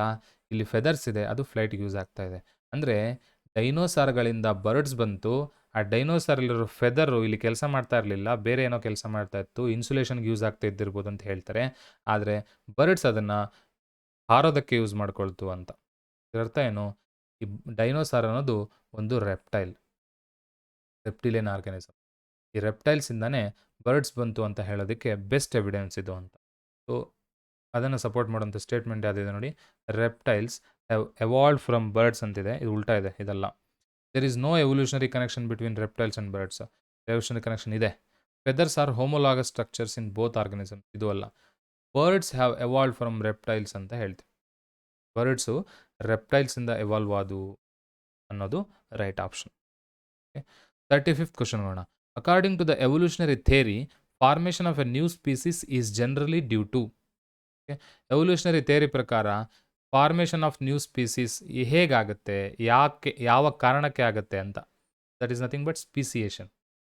ಓಕೆ, ಇಲ್ಲಿ ಸ್ಪೀಸಿಯೇಷನ್ ಏನಕ್ಕೆ ಆಗುತ್ತೆ ಅಂತ ಫಸ್ಟ್ ನೋಡಿ, sudden creation by nature. Okay, so sudden creation by nature ಆಗುತ್ತಾ ಸ್ಪೀಸೀಸು? ನೋಡಿ, ಸ್ಪೀಸೀಸ್ ಆಗಬೇಕಂದ್ರೆ ಥೌಸಂಡ್ಸ್ ಆಫ್ ಇಯರ್ಸ್ ಬೇಕು. ಓಕೆ, ಥೌಸಂಡ್ಸ್ ಆಫ್ ಜನ್ರೇಷನ್ಸೇ ಹೋಗಬೇಕು, ಅವಾಗ ಮಾತ್ರ ಒಂದು ಸ್ಪೀಸೀಸ್ ಕ್ರಿಯೇಟ್ ಆಗೋ ಚಾನ್ಸಸ್ ಇರುತ್ತೆ. ಸೊ ಸಡನ್ ಕ್ರಿಯೇಷನ್ ಬೈ ನೇಚರಿಂದ ಆಗಲ್ಲ. ಓಕೆ, ನೆಕ್ಸ್ಟ್ ನೋಡಿ, accumulation of variation over several generation. ನನಗೆ ಹೇಳಿದೆ, ಹಲವಾರು ಜನ್ರೇಷನ್ಗಳ ನಂತರ ವೇರಿಯೇಷನ್ಸ್ಗಳು ಅಕ್ಯುಮ್ಯುಲೇಟ್ ಆಗಿ ಆಗಿ ಆಗಿ ಅದು ಕಂಬೈಂಡ್ ಆಗಿ ಒಂದು ಹೊಸ ಸ್ಪೀಸೀಸ್ ಕ್ರಿಯೇಟ್ ಆಗುತ್ತೆ. This is the right answer. Clones form during asexual reproduction. ಕ್ಲೋನ್ಗೂ ವೇರಿಯೇಷನ್ಗೂ ಸಂಬಂಧನೇ ಇಲ್ಲ, ಕ್ಲೋನ್ಸಲ್ಲಿ ವೇರಿಯೇಷನ್ಸೇ ಇರಲ್ಲ. Movement of individuals from one habit to another. ಒಂದು ಹ್ಯಾಬಿಟೇಟಿಂದ ಇನ್ನೊಂದು ಹ್ಯಾಬಿಟೇಟಿಗೆ ಇಂಡಿವಿಜುವಲ್ಸ್ ಮೂಮೆಂಟ್ ಆದರೆ ಅದರಿಂದ ಸ್ಪೀಸಿಯೇಷನ್ ಆಗಲ್ಲ, ಒಂದು ಹೊಸ ವೇರಿಯೇಷನ್ ಕ್ರಿಯೇಟ್ ಆಗ್ಬೋದು ಅಷ್ಟೇ. Okay, so right option is option B, accumulation of variations over several generations. Okay, so ಇಷ್ಟು ಈ ಚಾಪ್ಟರ್ಗೆ ಸಂಬಂಧಿಸಿದಂತಹ ಪ್ರಶ್ನೆಗಳು. ಟೋಟಲ್ 35 ಕ್ವಶನ್ಸ್ ಇದೆ. ಇನ್ನೊಂದಷ್ಟು ಕಾನ್ಸೆಪ್ಟ್ಗಳು ನಿಮಗೆ ಕವರ್ ಆಗಬೇಕು ಅಂದರೆ ಟೆಕ್ಸ್ಟ್ ಬುಕ್ಕನ್ನು ಲೈನ್ ಟು ಲೈನ್ ಮತ್ತು ನೀವು ಅನಾಲಿಸಿಸ್ ಮಾಡಿ ಅದನ್ನ ಅರ್ಥ ಮಾಡ್ಕೊಳ್ತಾ ಹೋಗಿ. ಯು ಅಂಡರ್ಸ್ಟ್ಯಾಂಡ್ ದ ಕಾನ್ಸೆಪ್ಟ್ ಅಲ್ವಾ, ಎನಿ ಕ್ವಶನ್ ಕ್ಯಾನ್ ಬಿ ಪೋಸ್ಡ್, ನೀವು ಆನ್ಸರ್ ಮಾಡ್ಬೋದು. ಓಕೆ, ಸೊ ಇಷ್ಟು ಈ ಚಾಪ್ಟರ್ಗೆ ಸಂಬಂಧಿಸಿದೆ. ಇದು ಸ್ವಲ್ಪ ಈಸಿ, ಯಾಕಂದರೆ ಹ್ಯೂಮನ್ ಎವಲ್ಯೂಷನ್ ಇದೆಲ್ಲ ಬಂದಾಗ ಈಸಿ ಆಗ್ತದೆ ನಿಮಗೆ. ಎಲ್ಲಿ ಅಂದರೆ ಈ ಜೆನೆಟಿಕ್ಸ್ ಪಾರ್ಟಲ್ಲಿ ಸ್ವಲ್ಪ ಏನಾದರೂ ಕನ್ಫ್ಯೂಸ್ ಆದರೂ ಆಗ್ಬೋದು. ಕೆಲವ್ರಿಗೆ ತುಂಬ ಈಸಿ ಅನಿಸುತ್ತೆ ಈ ಒಂದು ಕಾನ್ಸೆಪ್ಟ್ಗಳೆಲ್ಲವೂ ಕೂಡ. ನನಗೂ ಕೂಡ ನನ್ನ ಸ್ಟೂಡೆಂಟ್ ಲೈಫಲ್ಲಿ ಜೆನೆಟಿಕ್ಸ್ ಅರ್ಥನೇ ಆಗಿರಲಿಲ್ಲ. ಬಟ್ ಬರ್ತಾ ಬರ್ತಾ ಬರ್ತಾ ನಾನು ಟೀಚಿಂಗ್ ಫೀಲ್ಡಿಗೆ ಬಂದಾಗ ಕಂಪ್ಲೀಟಾಗಿ ಅದನ್ನು ಅರ್ಥ ಮಾಡ್ಕೊಂಡೆ ಅಂತ ಹೇಳ್ತೀನಿ. ಸೊ ನೀವು ಕೂಡ ಅಷ್ಟೇ, ಅರ್ಥ ಆಗಿಲ್ಲ ಅಂದರೆ ನಿಮ್ಮ ಟೀಚರ್ಸ್ ಹತ್ರ ಕೇಳಿ, ಮತ್ತಷ್ಟು ತಿಳ್ಕೊಳ್ಳಿ. ಇಲ್ಲ ಬೇರೆ ಬೇರೆ ಇಂಟರ್ನೆಟ್ ಸೋರ್ಸಿಂದ ಅದನ್ನು ಬೇರೆ ಥರದ ರೀತಿಯಲ್ಲಿ ಎಕ್ಸ್ಪ್ಲೇನ್ ಮಾಡಿರ್ತಾರೆ, ಅದು ಅರ್ಥ ಮಾಡ್ಕೊಳ್ಳಿ. ಕಾನ್ಫಿಡೆಂಟಾಗಿ ಎಕ್ಸಾಮ್ಗೆ ಪ್ರಿಪೇರ್ ಆಗಿ. ಓಕೆ, ಈಸಿ ಕ್ವಶನ್ಸೇ ಬರುತ್ತೆ, ಬಟ್ ನಿಮ್ಮ ಪ್ರಿಪ್ರೇಷನ್ ನಿಮ್ಮದು. ಓಕೆ, ಸೊ ಇಷ್ಟು ಹೇಳ್ತಾ ಮತ್ತೆ ನಿಮಗೆ ನೆನ್ಪು ಮಾಡೋದೇನು ಅಂತಂದರೆ, ನೀವಿನ್ನೂ ಸಬ್ಸ್ಕ್ರೈಬ್ ಮಾಡ್ಕೊಂಡಿಲ್ಲ ಅಂದರೆ ಫಸ್ಟ್ ಕ್ವಶನಿಗೆ ನೀವು ಆಲ್ ದಿ ಅಬೋ ಅಂತ ಆನ್ಸರ್ ಮಾಡಿದ್ದೀರಿ. ಹಾಗಾಗಿ ಸಬ್ಸ್ಕ್ರೈಬ್ ಮಾಡ್ಕೊಳ್ಳೇಬೇಕು. ಮತ್ತು ಲೈಕ್ ಆ್ಯಂಡ್ ಶೇರ್ ಮಾಡಿ. ನಿಮ್ಮ ಒಪಿನಿಯನನ್ನು ಕಮೆಂಟ್ ಸೆಕ್ಷನಲ್ಲಿ ತಿಳಿಸಿ. ಮತ್ತು ನಿಮಗೆ ಯಾವ ಥರದ ವಿಡಿಯೋಸ್ ಬೇಕು ನಮ್ಮಿಂದ, ಈ ಚಾನಲಿಂದ ಏನು ಎಕ್ಸ್ಪೆಕ್ಟ್ ಮಾಡ್ತಾಯಿದ್ದೀರಿ ಅನ್ನೋದನ್ನು ಕೂಡ ಕಮೆಂಟ್ ಸೆಕ್ಷನಲ್ಲಿ ತಿಳಿಸ್ಬೋದು. ಸೊ ಇಷ್ಟು ಹೇಳ್ತಾ ಈ ವಿಡಿಯೋವನ್ನು ಇಲ್ಲಿಗೆ ಎಂಡ್ ಮಾಡ್ತೀನಿ. Thanks for watching and keep supporting online Gurukula. Thank you so much.